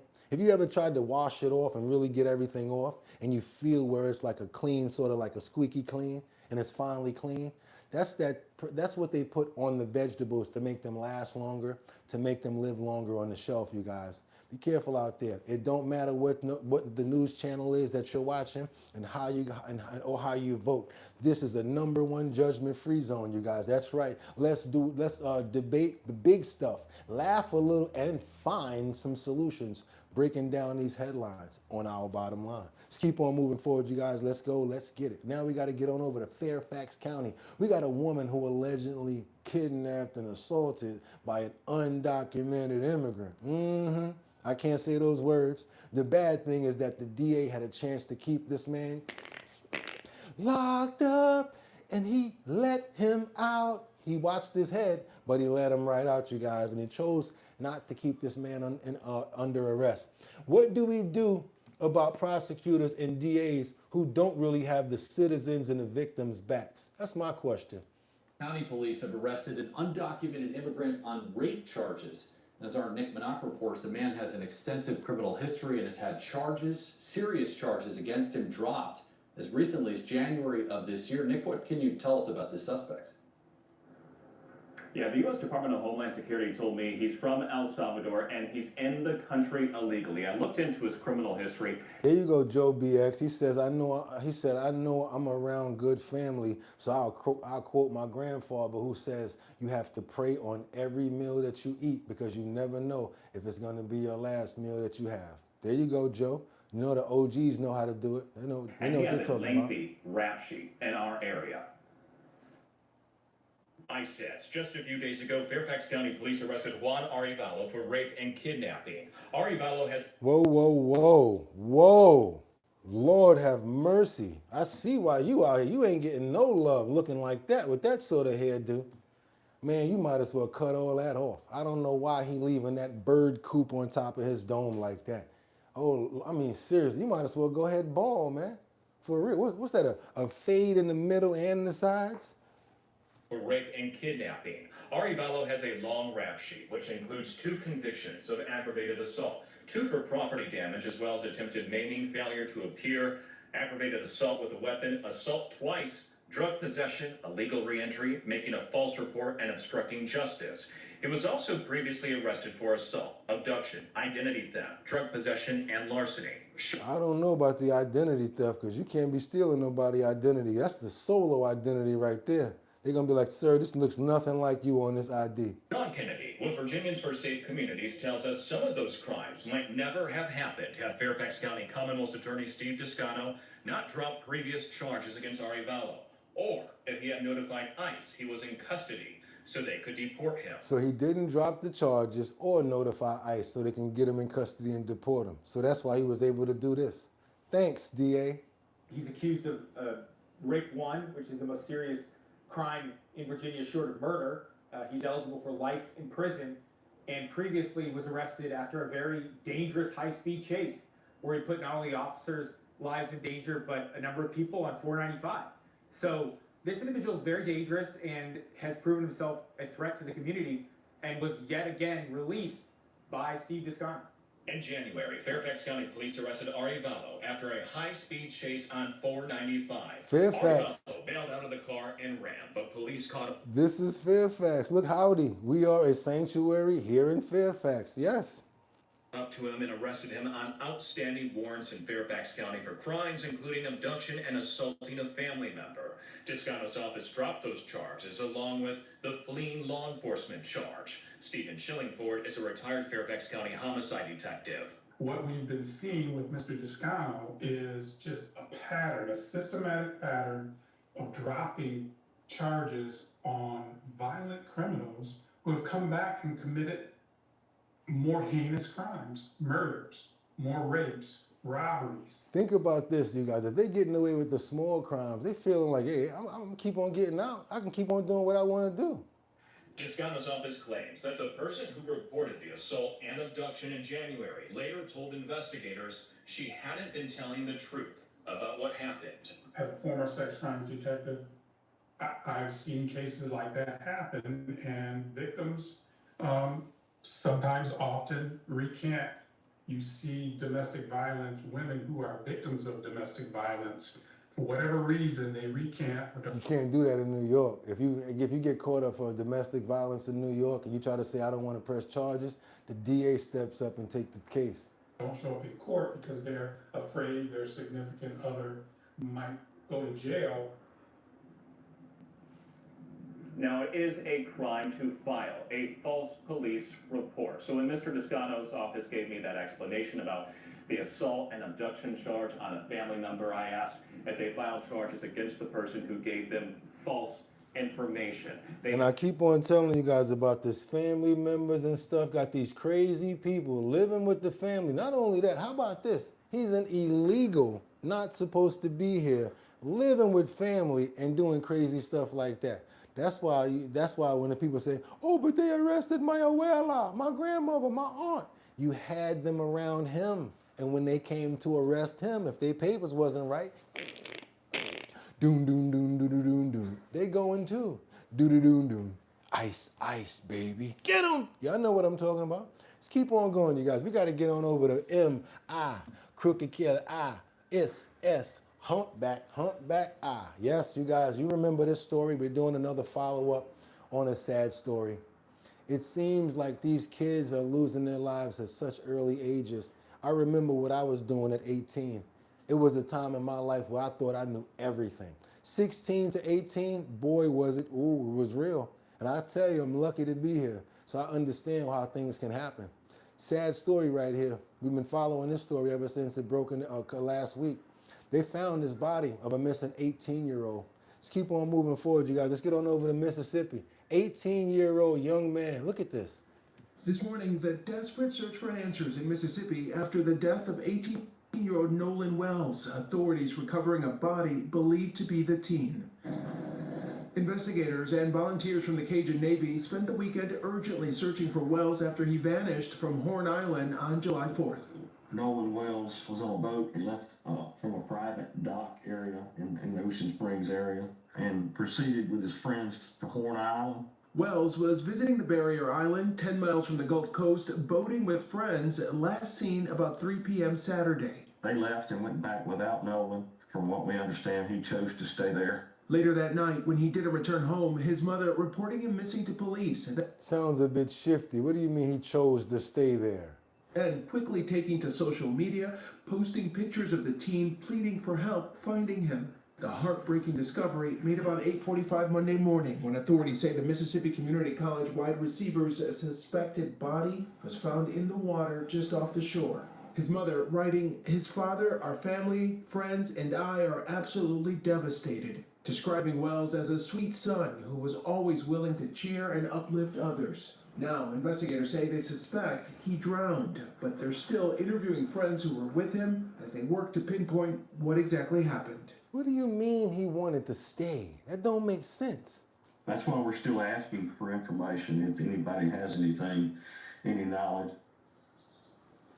And that information, the sheriff says, will help them paint a better picture of what happened to Nolan in the moments before his death. A toxicology report from the coroner's office is still pending. Guys, sad situation. First of all, if my homeboy and me go over to cross some island like that, and we just there for a short amount of time, like, what you want to stay here for? Nah, bro, we came together, we leaving together. What you tripping for? We out, nigga. That's how I'm sorry I said the last word, but that's how I'm saying it. Nigga, we out. Let's go. What you mean? Nah, Boogotti. Yeah, nigga, we out. Let's go. We came together. What you mean you staying here? Got a girl over here, somebody trying to give you some cooch or whatever like that, got you open? Well, guess what? She can come meet us back on the other side of the island. I'm not playing with none of that. Man, let's get up out of here. What? You drunk? I got you. My responsibility to get you home. That's the difference between a lot of people, man. Nowadays, we got these fair weather friends. We don't got friends like us back in the day. My friends would get all twisted, and I'm talking about they be all son of a something, I don't care. I be the one, yeah, I'm bringing such and such home. Got them over the shoulder, bringing them home, laying them down. And guess what the real is about that? I feel more comfortable bringing my homie home and making sure that they're safe versus letting them being out there doing something crazy. What happened to the friends, man? Like real friends. How many of us really have them? I would never let my homeboy be stuck like that. If you're talking crap about him while he drunk too, I might just back him up on that too. Come on, bro, let's get up out of here. I got you. Entice him, do what we gotta do, get my boy home, because my responsibility is getting my family, my people home. We came together, we leaving together. There you go, Winter. You know, y'all girls don't play that either. Talking about you about to go spend the night with somebody you just met. Winter be like, oh, hell no. But what are you talking about, Winter? He's so cute. Winter be like, no, I'm sorry. You came with me, you're leaving with me, bitch. I know what you're talking about, just like that, but in a nice way. I know what you mean. Let's keep on going, you guys, because now we got to get on over to Florida, where there's always live action. Yeah, you guys, let's get on over here, because we got a boy that was attacked by an alligator during a Florida father-son fishing trip. That's what the family says. Come on, you guys, let's go. An 11-year-old boy is back home in Pennsylvania recovering tonight after an alligator attack. He was out fishing with his dad when an 8-foot gator jumped from the water to grab the child's catch. Fox 35's Marie Edinger is hearing from the child's family tonight, who say his father saved his life. Brody is finally back home after a very long journey. That's a journey he'll be on for quite some time to come. 11-year-old Brody loves baseball and fishing. Both of those hobbies are going to be a lot harder now. Unfortunately, the doctors weren't able to save any part of his hand, so it was amputated right at the wrist. He broke multiple bones in his arm as well when the gator rolled. Brody and his dad were at Nelson's Outdoor Resort in Umatilla. They come to the area from Pennsylvania every year to go fishing. His family tells us he got a bite on his line, reeled the fish in, and took it off the hook, then went down to the water to release it. So that's when the gator came out of nowhere and attached to his arm. Andrew Wright says Brody's dad. So he went to do something respectful as a fisherman. Try to put the fish back in the water, and the alligator came out and got him. Dad jumped off the dock and onto the alligator's back, trying to pry its mouth open. Honestly, his dad is what saved his life. The gator wasn't able to pull Brody off the dock, which is a huge relief, because it could have turned out much worse. They were able. So the dad saved his life because that father was not letting that alligator bring him in that water to roll him. Able to get away and rushed Brody to the hospital. He spent almost a week there getting different surgeries, trying to recover. That'll be his focus for some time to come. It's going to be a very, very traumatic learning, like, for him. He's got a long rehabilitation, just not just physically, but mentally. The FWC says it found the 8-foot-7-inch alligator responsible for the attack. It was captured and killed. Brody's family says they were being vigilant. He was like, hell no, we gonna kill him, we gonna get him. At the time, they'd seen alligators elsewhere, so they were on the lookout, and they didn't see any in the spot they were, so they just weren't expecting something so horrible as this to happen. Marie Edinger, Fox 35 News. An 11-year-old. And another reason why you got to get rid of him, because you don't want him to do that, especially since he's already tasted human blood. Anybody think about that part? He can be out there just waiting for people now. I want to pray for Brody. I want to pray for his family. I want to pray for every single person that's been involved in this situation. Also the doctors and all of the rehabilitating people that are going to have to be working with Brody. Let's try to get those likes up and those thumbs up, as well as send major prayers out to this little guy right here to let him know that we support him. Amen. Yeah, you guys. And he still looks like he got his spirits up, right? Still has his spirits up. Good dad and a good police officer that was reporting that too. He wouldn't let his son get rolled. I like that. Let's keep on going, you guys, because now we got to get on over to New York. And if I can make it there, I'll make it. Bum, bum. Anywhere, it's up to you. New York, New York. But again, it's the Bronx again, you guys. I got to keep telling you guys. And again, I want you guys, anytime you're watching this show, anytime you're watching Our Bottom Line, I want you to pay attention to certain cities and certain states where they're claiming that crime is low or deteriorating. And I also want to ask you guys to see if it makes sense to the storylines and to how much that we're showing you guys here. Like if they lie and say Florida's, then I'll be like, yeah, okay, we do that every single day. But I want to shine a light on this. Why? Because I'm in New York City, and our people, when it comes down to our administrators, Commissioner Tish, we got Mom Dami, now is a super cat, now use a Dam Dami. We got him. And we also have Kathy Joku Hoku, who play around with the numbers. Even though they say women lie, men lie, numbers don't, they play around with the numbers, especially when it comes down to crime. Let's get on over to New York, in the Bronx again. That's right, no help in New York City as a mother calls for justice after her son was injured in a machete attack. Machete? Yeah, a machete. And he's lucky to be alive, you guys, lucky. No one came to his aid. He got jumped by 5 people. And now their entire lives are going to be affected by this. Watch how things can play out in a negative manner. A 14-year-old is recovering after police say he was slashed in the arms and robbed by a group of people in a violent machete attack. News 12's Isabella Giardina spoke exclusively with his mother as she recounts those terrifying moments. The Bronx again. There we go. New York is falling hard. But another thing I want to tell you, Veritas, and thank you so much for the $2 super chat. Oh, we accept $2 super chats over here. We appreciate everything. Only thing I turn down is these collars right here.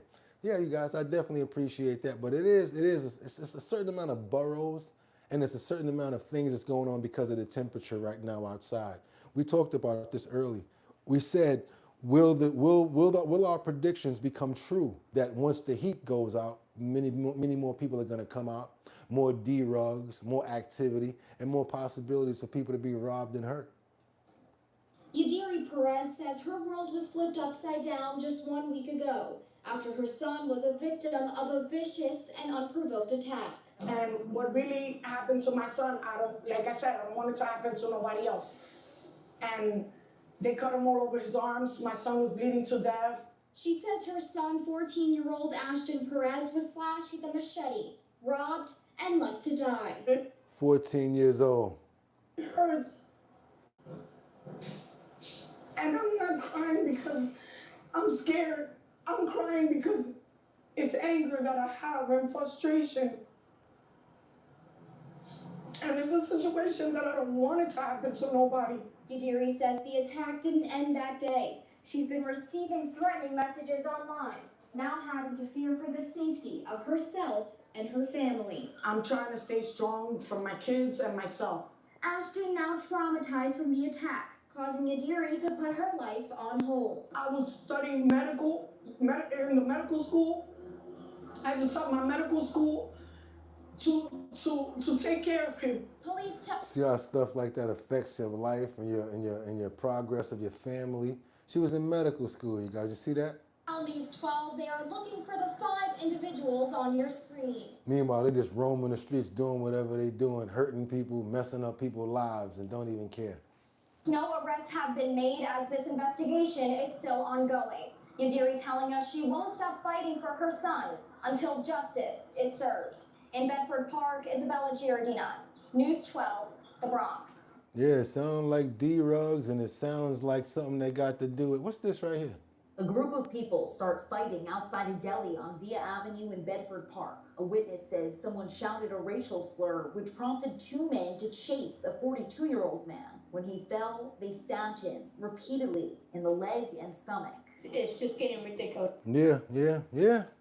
I didn't even see that one there, but it was sitting there. Let me see something. Yeah, 12 hours ago. Let's do it. Now all we want to do is shoot and kill and fight each other. And we're a community. We don't need to do that. Blood-stained tissues and a shirt mark where it happened, while police block off the area to search for clues. Minutes later, cops are carrying tactical gear as they go into the apartment building next door. After that, 2 men are walked out in handcuffs, and police confirm they have 2 people of interest in custody.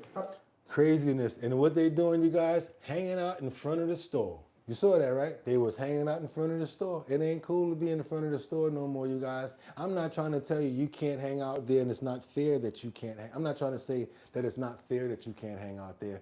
I'm telling you not to hang out there.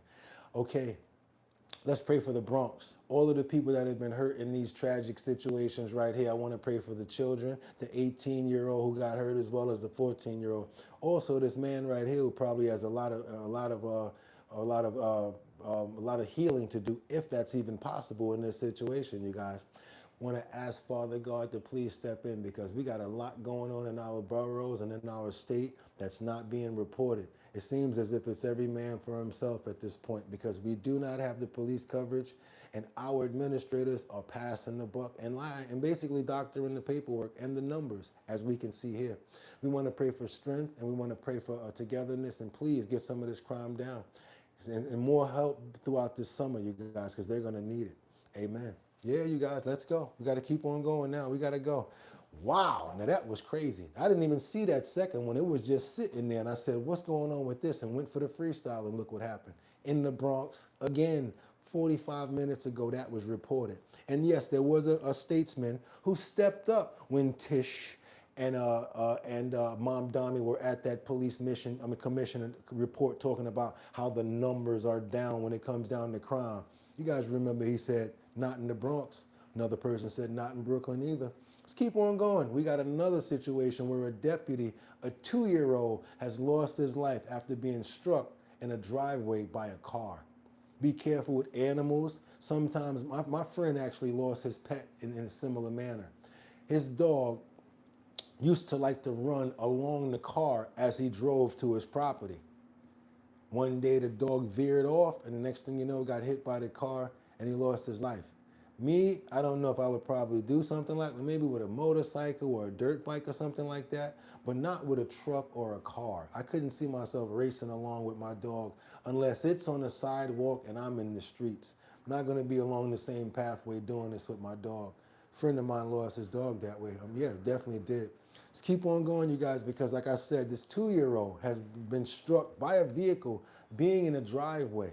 Also be careful about this because they're very little. You never know, you can't see them backing up when you're backing up the car. Be very careful when you're going out the driveway if you have a child. Always know where the kid is. Make sure that's the point. We began tonight with a trial tragedy in West Park. A 2-year-old boy killed after he was struck in a driveway. The child later dying at a local hospital. Local 10 crime specialist Bridget Matter is live at the scene with the latest details from deputies. Bridget? Just so incredibly tragic, a 2-year-old boy in the driveway. Broward Sheriff's Office traffic homicide unit. Someone else said something smart too. I am Kiara, and sometimes they freeze from fear. They'll just be standing there looking at and don't even know what to do, and they'll get struck. Good one, Kiara. Thank you for the assistance. Thank you for that layup. Investigating this. We have very little details, but it did happen here. There are a lot of loved ones that have come to this home to pay their respects. We did speak to some family members off camera who say they are just devastated. Sky 10 flew over as the Broward Sheriff's Office investigated a 2-year-old hit by a car just after 2 o'clock Monday afternoon. He was rushed to the hospital where he sadly died. It happened in the 100 block of Allen Road in West Park. BSO Traffic Homicide Unit says the driver who they believe hit the child stayed on scene. One neighbor says he often sees children playing outside. He was running up and down in the yard playing. We don't play on the sidewalk up there like that because it's the littles. Deputies focused on this white SUV, which was towed away hours later. Local 10 found children's shoes next to a drive like your kids live here sign near where it happened. It's unknown how the vehicle hit the child or if anyone will be charged in connection to the baby's death. Loved ones created a GoFundMe to pay for the child's funeral costs. And we are asking BSO for more information and if anyone will face any charges related to what happened. We're live in West Park. Bridget Matter, Local 10 News. Anyone with loved ones, death, loved ones. Yeah, you guys, let's go ahead. Let's get those prayers in the air. What's his name? His name is Caitlin Torres. Caitlin Torres. Oh, no, I'm sorry, that's not his name. I didn't know they didn't say his name, but we want to pray for him. We want to pray for his family, and we want to hope that they can get those donations together so that they can get to that 12,000 mark to go ahead and give him a burial. You guys, we want to ask that today, Father God, asking you today, Amen. Let's keep on moving forward, you guys. His parents are going to need a lot of strength and a lot to get through a crazy situation like that, you guys. Yeah.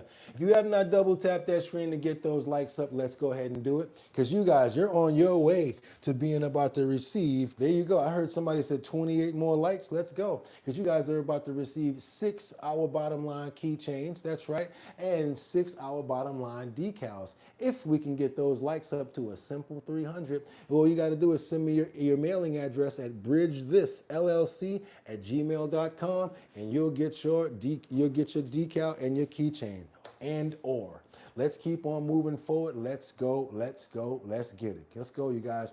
Remember, We reported yesterday. That's why he's got this mask on. The big fire that was going on, massive warehouse fire that was sparking a shelter-in-place order in West Virginia. That thing was still burning. The beams was coming down. The walls was falling down.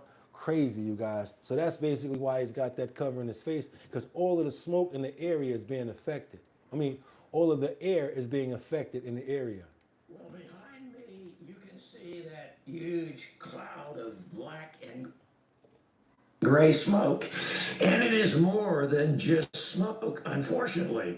Inside that warehouse were rubberized polymers, plastics, and batteries were also a concern, but it doesn't appear that they were involved in this fire.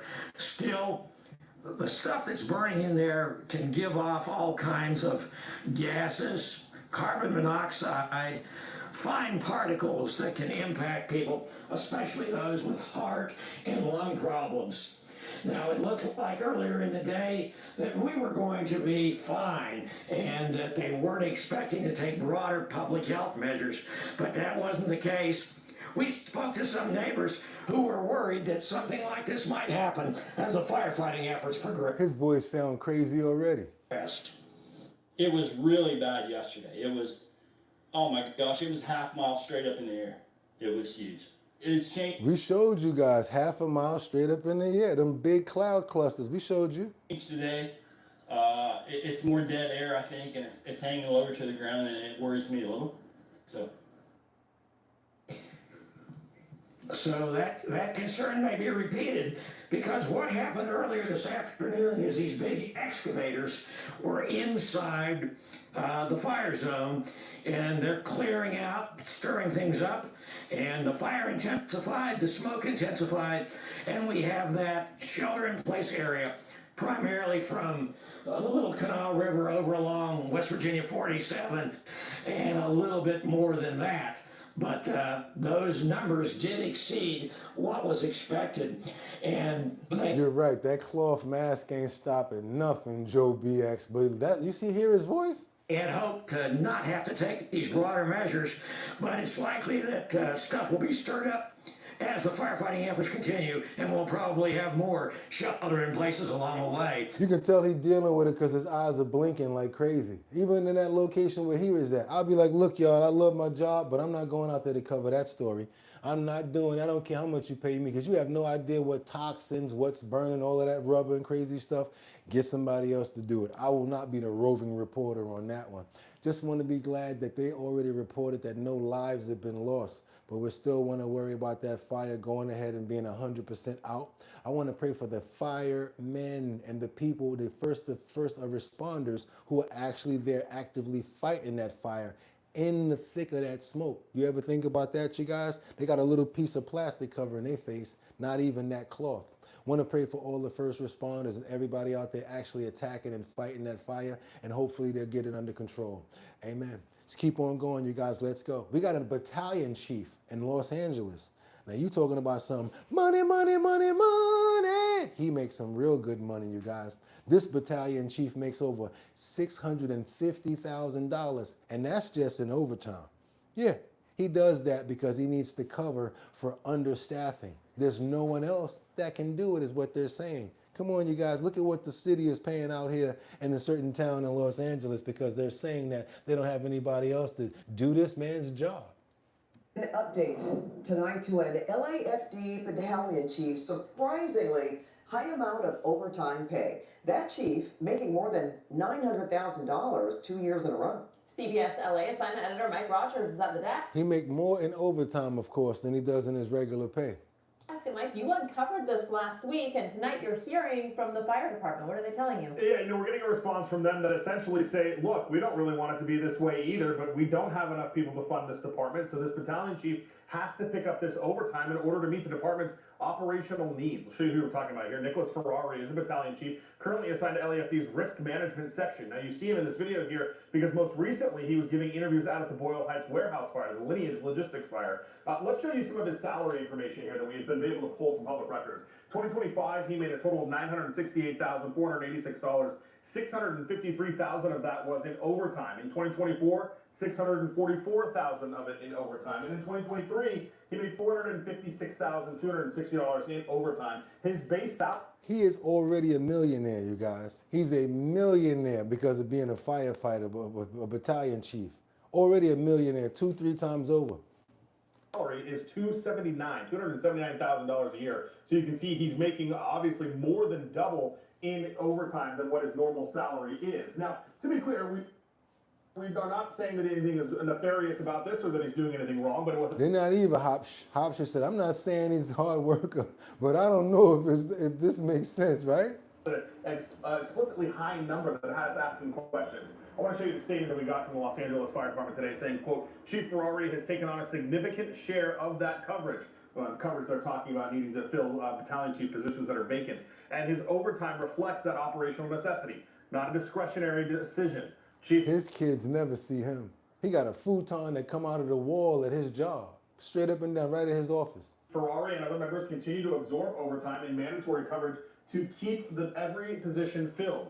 That is the direct cost of operating a department that is understaffed. But still, we had a question about why Chief Ferrari really is the only one that is making such a larger, more amount than his colleagues. If you look at the chart that we've got right here, this is Chief Ferrari, and that's that $900 and some odd $1,000 figure that we told you about. His next nearest person here is this other battalion chief who last year made a total of $731,000. So there is a decent difference between Chief Ferrari and the next battalion chief that's making that similar amount in overtime. So we asked the department about that, and they say simply, look, Chief Ferrari is offering up more of his time to fill these positions and fill these needs. Battalion chief is a mandatory position. The department has to have all battalion chief spots filled 24 hours a day, 365 days a year, and Chief Ferrari is stepping up to do that. For those who don't know what a battalion chief is, it's kind of a command officer that would go to a scene of a structure fire or some other major type of incident and be the incident commander to give directions to all the other firefighters that are there. So we're working to get more details. We have a public records request filed, and as soon as we hear back from that, we'll be sure to let you know. Hey man, that position seems very important too, from what they're saying. If he got to tell everybody what to do, that's a very important position. Also, somebody says that's bending taxpayers over. How many times has he also his life been in danger though? Says Guy and Elsa. Good one. What happens if this guy retires? Then they'll have nobody. You good with that one, Mark Dorfman, you're right. Brad Pitbull says, and not to kiss even the introduction first. Let's keep on going. I don't know if you're talking about that though. Let's get on over here and keep on moving forward, you guys. And if you're appreciating the content, go ahead and double tap that screen to get those likes up. Also, subscribe to the channel. That actually helps out and get more people over here. We're trying to get up to 74,000 subscribers. And we're right there, you guys. We're knocking on the door. Let's keep on moving forward. We got more to cover. Let's get on over to Atlanta, DeKalb County to be exact, where we got a man who was locked up for doing what? Oh my God, opening Pow Pow at the Metro Atlanta fireworks show. Oh my God, why would you do that? You're going to create all sorts of nonsense, get people running around. Lord knows if somebody get hurt. Why did he do this? Take a look. This 4th of July fireworks celebration in DeKalb County turned chaotic after gunfire erupted near the event, sending families scrambling for cover. Police say that one man is now in custody. Channel 2's Brittany Kleinpeter has the frightening moments as families ran for safety. Families running for safety, y'all. It was here inside the stadium that families say everything turned within an instant. What started out as just a 4th of July fireworks show changed into chaos as people went running from the stadium. The city of Avondale Estates say officers working the 4th of July fireworks show at Cobb Stadium heard gunfire coming from a nearby home Saturday night. Out of an abundance of caution, officers quickly evacuated the stadium. While police swarmed the area, police arrested 39-year-old Tyler Ledette. He is charged with reckless conduct and possession of a firearm by a convicted felon. Families who were there say it was unreal and terrifying. Rather than running right then, my wife and I turned to our kids and kind of huddled over them and shielded them. A lot of crying babies, a lot of very scared kids. Some of those families I spoke with say they never heard an evacuation order. Authorities also tell us that they did find 2 handguns as well as shell casings at Ledette's home. Reporting in Avondale Estates, Brittany Kleinpeter, Channel 2 Action News. The little things, the things that they do affected this entire event. Just like when you get on a plane and you act up, now you affected everybody's trip. What's wrong with people? I just don't get it sometimes, because sometimes people they just can't get right. They just can't. But we different over here. We don't move like that. We actually manifest good things over here, and I want good things to happen to everybody here. So sometimes when it comes down to our health and wellness section, we don't always talk about bad products. We don't always talk about, stuff that has to do with carcinogens and also bad things. We also talk about good things too. And we also do what? We prepare ourselves for the day, prepare ourselves for getting out there, and do what? How do we do that? When was the last time you pepped yourself up? You think there's something wrong with it? I don't think so. I told you before, I got a storyboard over here. All of my ideas are on there. I put my ideas on my erasable board, and I look at them every day. And you know what? I keep on working to see if I can keep on pushing at those goals. That gets me to moving forward, you guys. So you know what that is? That's actually motivation. We talked about that, and there's a lot of support that's needed behind that. We talked about being consistent. We talked about that all week long, but we need things inside of us to help us build up those things, don't we? What do we need, you guys? We need affirmations. So sometimes even here on our bottom line, I look at it as a cheat sometimes, but to be honest with you, I like to say them as well, as to show you guys what we mean by them. Because if you can speak it into existence, it can happen for you. It's time to get into some positive affirmations, you guys. That's what we do over here. Let's see if we can get some real good feelings this morning before we get out there and start our day. Let's do it together, you guys. We're gonna manifest miracles and blessings with these positive morning affirmations. You guys want to do them with me? You can feel free to do it, and we're going to keep our day going right after this. It's going to be a few minutes, so stick in there with us if you want to be a part of this right now. Our bottom lines, health and wellness section, and what we're doing, 222 daily affirmations club. You have to speak it into existence sometimes. All you guys talked about chicken yesterday, talked about other things the day before. Now let's get into some real mind things and get ourselves prepared. You don't have to necessarily say their affirmations. I like to add to them. That's right. I like to add to them. Let me show you how you do it. Just like this. Welcome to the greatest day of your life. A day where you attract massive blessings and great miracles into your lives. The next 10 minutes will shift your reality to one of abundance, success, and magic. Today, there are no limitations. Anything is possible. Take a deep breath and let's begin. Health and wellness. Let's go. At this moment, I am expecting and accepting massive miracles into my life. I'm expecting and accepting massive miracles into my life.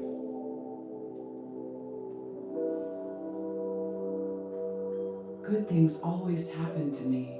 Good things always happen to me.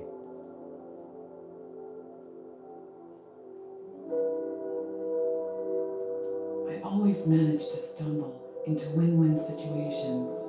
Always manage to stumble into win-win situations. That's right, you guys. Love, happiness, and blessings are a constant in my life. Love, happiness, and blessings are constant in my life. Speak it into existence. Come on. My universe is one of miracles and blessings. My universe is one of miracles and blessings, partly because of my Father God, too. That's right. I manifest magic into my life effortlessly. I manifest magic into my life effortlessly. Positive, you guys. Let's get it. Let's go. I let go of any blocks and accept that I deserve blessings. I let go of any blocks and accept that I deserve blessings. I am always supported by the universe in everything I do. I'm always supported by the universe in everything that I do. Everything is always working out for me. Everything is always working out for me.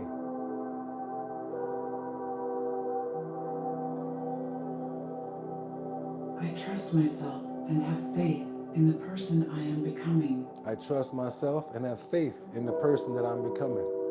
That's right. Each day, something amazing happens in my favor. Each day, something amazing happens in my favor. That's right, you guys. Speak it into existence. I am a magnet for miracles and blessings. I'm a magnet for miracles and blessings. That's right. You can make up your own. I'm deserving of my wildest dreams and ambitions. I'm deserving of my wildest dreams and my own. And add some of your own in there. Come on, positive. Magic happens to me in many different forms. Magic happens to me in many different forms.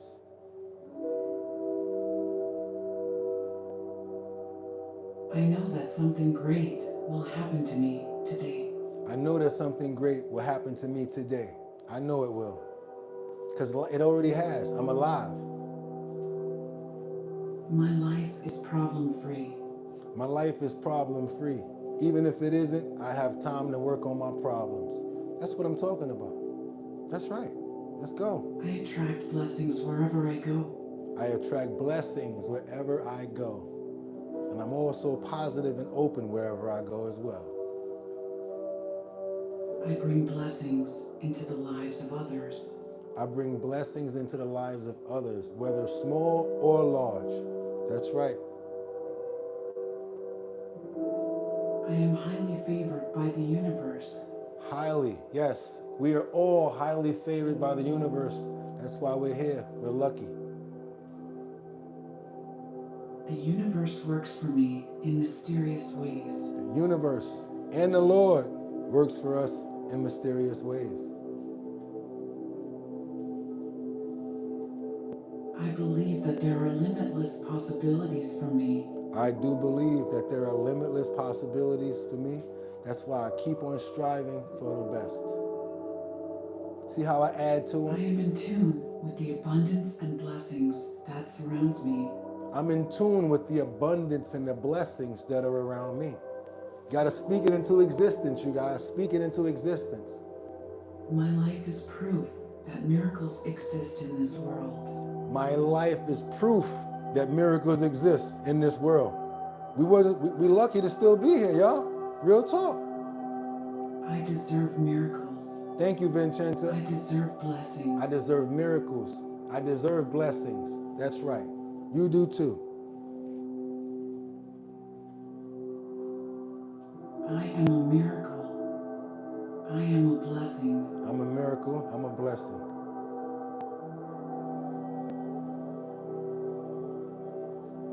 At this moment, I am expecting and accepting massive miracles into my life. At this moment, I am accepting and expressing massive miracles into my life. Good things always happen to me. Good things always happen to me. We're almost done, y'all. But hey, let's speak this good stuff into our lives. Forget about the time. It's all good. Come on. I always manage to stumble into win-win situations. I always manage to stumble into win-win situations, or where I can make it out of something I didn't think I could because of you. Thank you. Love, happiness, and blessings are a constant in my life. Love, happiness, blessings, constant in my life. Come on, you guys, speak it in there. If you don't speak it, it can't happen. My universe is one of miracles and blessings. My universe is one of miracles and blessings. I manifest magic into my life effortlessly. Manifest magic into my life effortlessly. If you can speak it into existence, you can make it happen. I let go of any blocks and accept that I deserve blessings. Yep, I let go of any blocks, any demons, any negativity, and accept that I deserve blessings. That's right. I am always supported by the universe in everything I do. Always supported by the universe in everything that I do. We're almost at a wrap up, you guys. Stick with me. We're almost there. We close. But it's worth it. Everything is always working out for me. Everything is always working out for me. In reality, it has. That's why we're still here. I trust myself and have faith in the person I am becoming. Trust myself and I have faith in the person that I'm becoming. Almost there, y'all. We're almost there. Each day, something amazing happens in my favor. Each day, something amazing happens in my favor. Even small things are amazing. I am a magnet for miracles and blessings. I'm a magnet for miracles and blessings. That's right. I am deserving of my wildest dreams and ambitions. Deserving of my wildest dreams and blessings. Let's go, you guys. Let's go. Here it come. We're almost there. Magic happens to me in many different forms. Magic happens to me in many different forms. Accept it. I know that something great will happen to me today. I know that something great will happen to me today. Already has.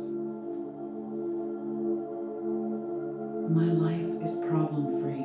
My life is problem-free.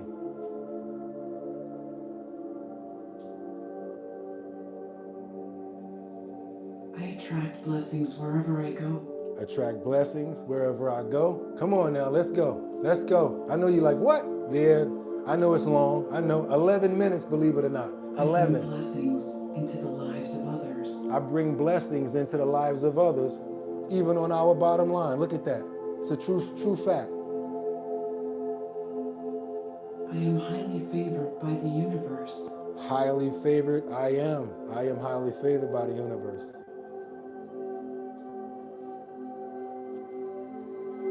The universe works for me in mysterious ways. Okay, the universe works for me in mysterious ways. You guys, we can do it. I know you're getting aggravated. Y'all ready to go? Like a long church sermon. I believe that there are limitless possibilities for me. I believe that there are limitless possibilities for me. Stick in there, y'all. It's worth it. You're worth it. I am in tune with the abundance and blessings that surrounds me. I'm in tune with the abundance and the blessings that surround me. My life is proof that miracles exist in this world. Yeah, my life is proof that miracles exist in this world. All the stuff that I've been through, that's true. That's true. I deserve miracles. I deserve miracles. I deserve blessings. You deserve miracles and you deserve blessings. That's right, you guys. Speak it into existence. Let's go. Let's go. Little more, little more. I am a miracle. I am a blessing. I'm a miracle. I'm a blessing.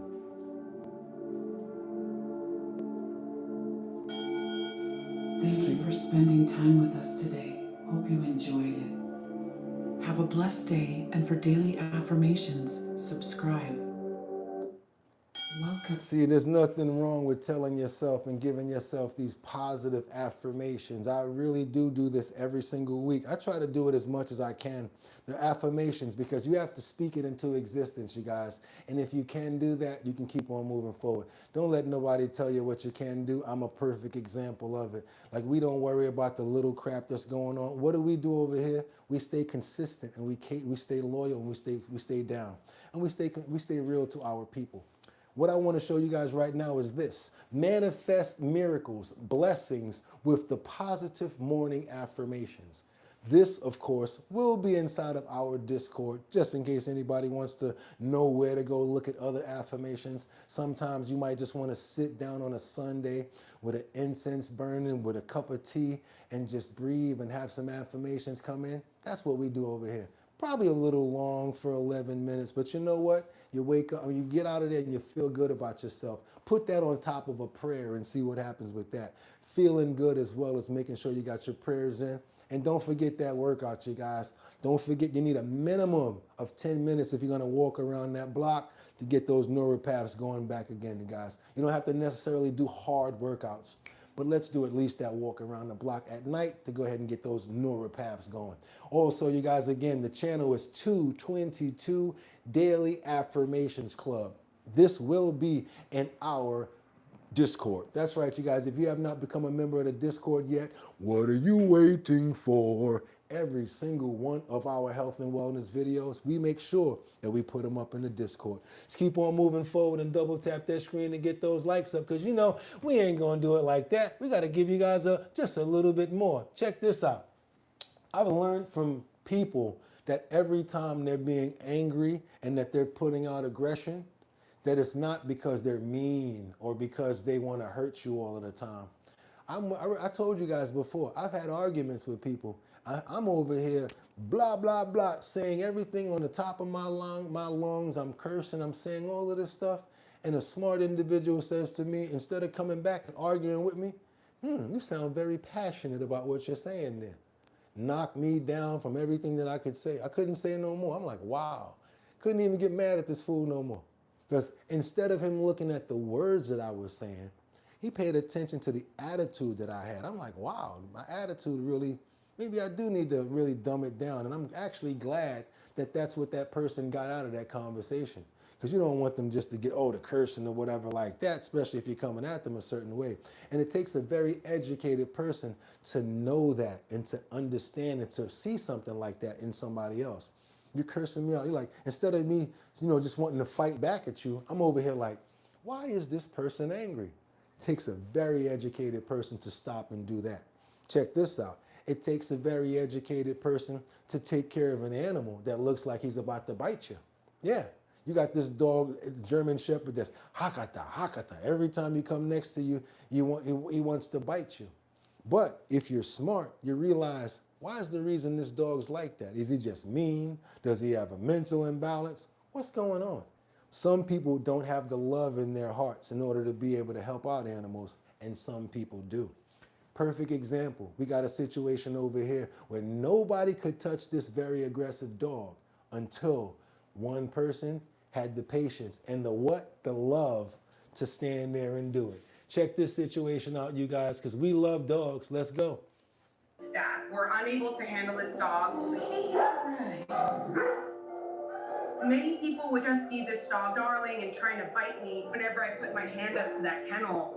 But what I saw instead were these cries for help.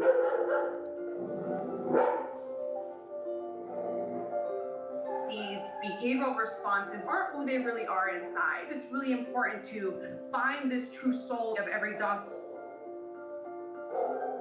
I'm known as the chicken nugget trainer. So the dog was very aggressive. So she took her time, put a bite glove on, sat there just to get acquainted with the dog, to get the dog used to her. Watch this. Watch the turnaround. Begin by sitting with the dog and I just feed food. That really is the association that I want these dogs to have with me. So she's actually helping dogs find new homes, especially if they've been aggressive. This is a very special position for her to be in right here, to try to even take the love out and help and dedicate to these dogs. Slowly, I could see her start to approach me a little bit more. Or we can see her kind of inch forward and move back. Hey, what you doing? What you doing? That is our clue that this is fear that we're working with. It's not this standard aggression. Girl. And it takes a very mature person. That's right, the Herbal 777. You got to look through all of that. Oh, my sweetheart. Hi, sweetie. By day 3, she was coming out a little bit more. That's a good girl. That's a good girl. There were toys. You notice she's building up her confidence and letting her get used to her being around her. In her kennel that she started bringing to me.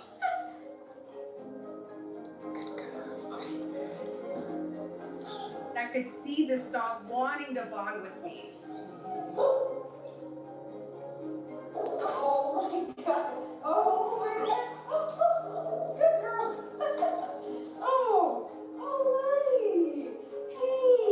She's like, I hope you know it, but you're my mom now. You the one that broke me, I'm your dog. Her first day going outside, y'all. Look, look. Yeah, that's mama. What are you doing? You want my thing? Establishing that bond with me just took off with everyone else. I love her. So now she's making everybody else in the kennel like her because they see how lovable and how adorable she is. Now everybody's like, oh my God, I love her. The second person she bonded with was my fiance. I'm not punishing them. Good job. People means treat. He had to flirt with her too. What we want. With each new person we started introducing, it was much faster each and every time. I love her. She is so affectionate. After a couple of weeks, we were able to take her out on walks. We took her hiking. We took her camping. We started to see this beautiful dog blossom. And we drove 800 miles. Do you understand how good she feels right there from not being in that kennel, not being in that home right there? She's loving it. That's being a dog right there. To meet with her doctors. Immediately we knew this was the place for her. She's got all the toys and the love and affection that she needs to just continue shining. Yes. What keeps me going is stories like her, because she is, again, this example that we're able to be successful and triumphant. That's right, you guys. Special thanks to Sahari and Nathaniel at Wolf Mother K9. That's right, you guys. Wolf Mother K9. And this has been an episode of the Dodo. We love the Dodo because we love dogs. But look at her life now.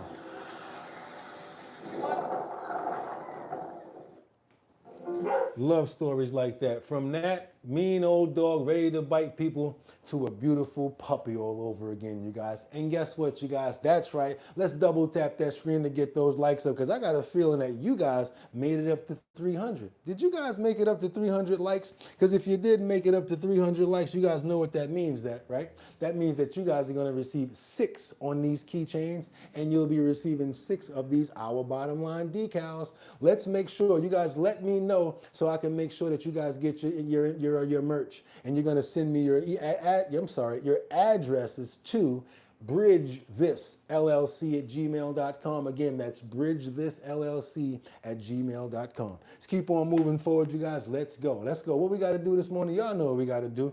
We're going to get on out of here, but we got to do it a certain way. Also, I got to tell you guys this. If you got a business that you're trying to promote, guess what? We almost have 74,000 subscribers. And if you're trying to get your business in front of them, all you got to do is send your promos over to us and we'll put them up in the post notification area. Only catch is you got to be a member or you got to be subscribed. And it has to be in a 1080 by 1080 size frame in order to fit in the post notification area.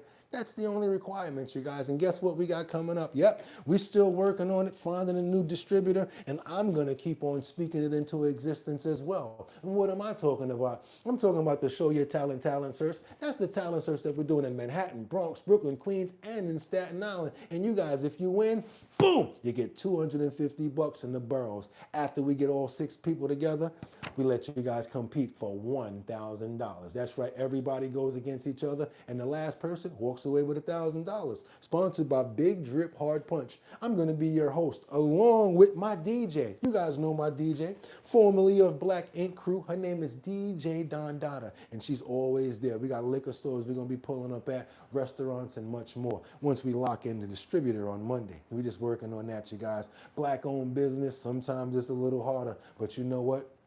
I'm going to keep on striving until we get to where we got to get. And with that being said, you know we don't get out of here until we say what? If you want to be a part of the talent show, you got to go on over to the website.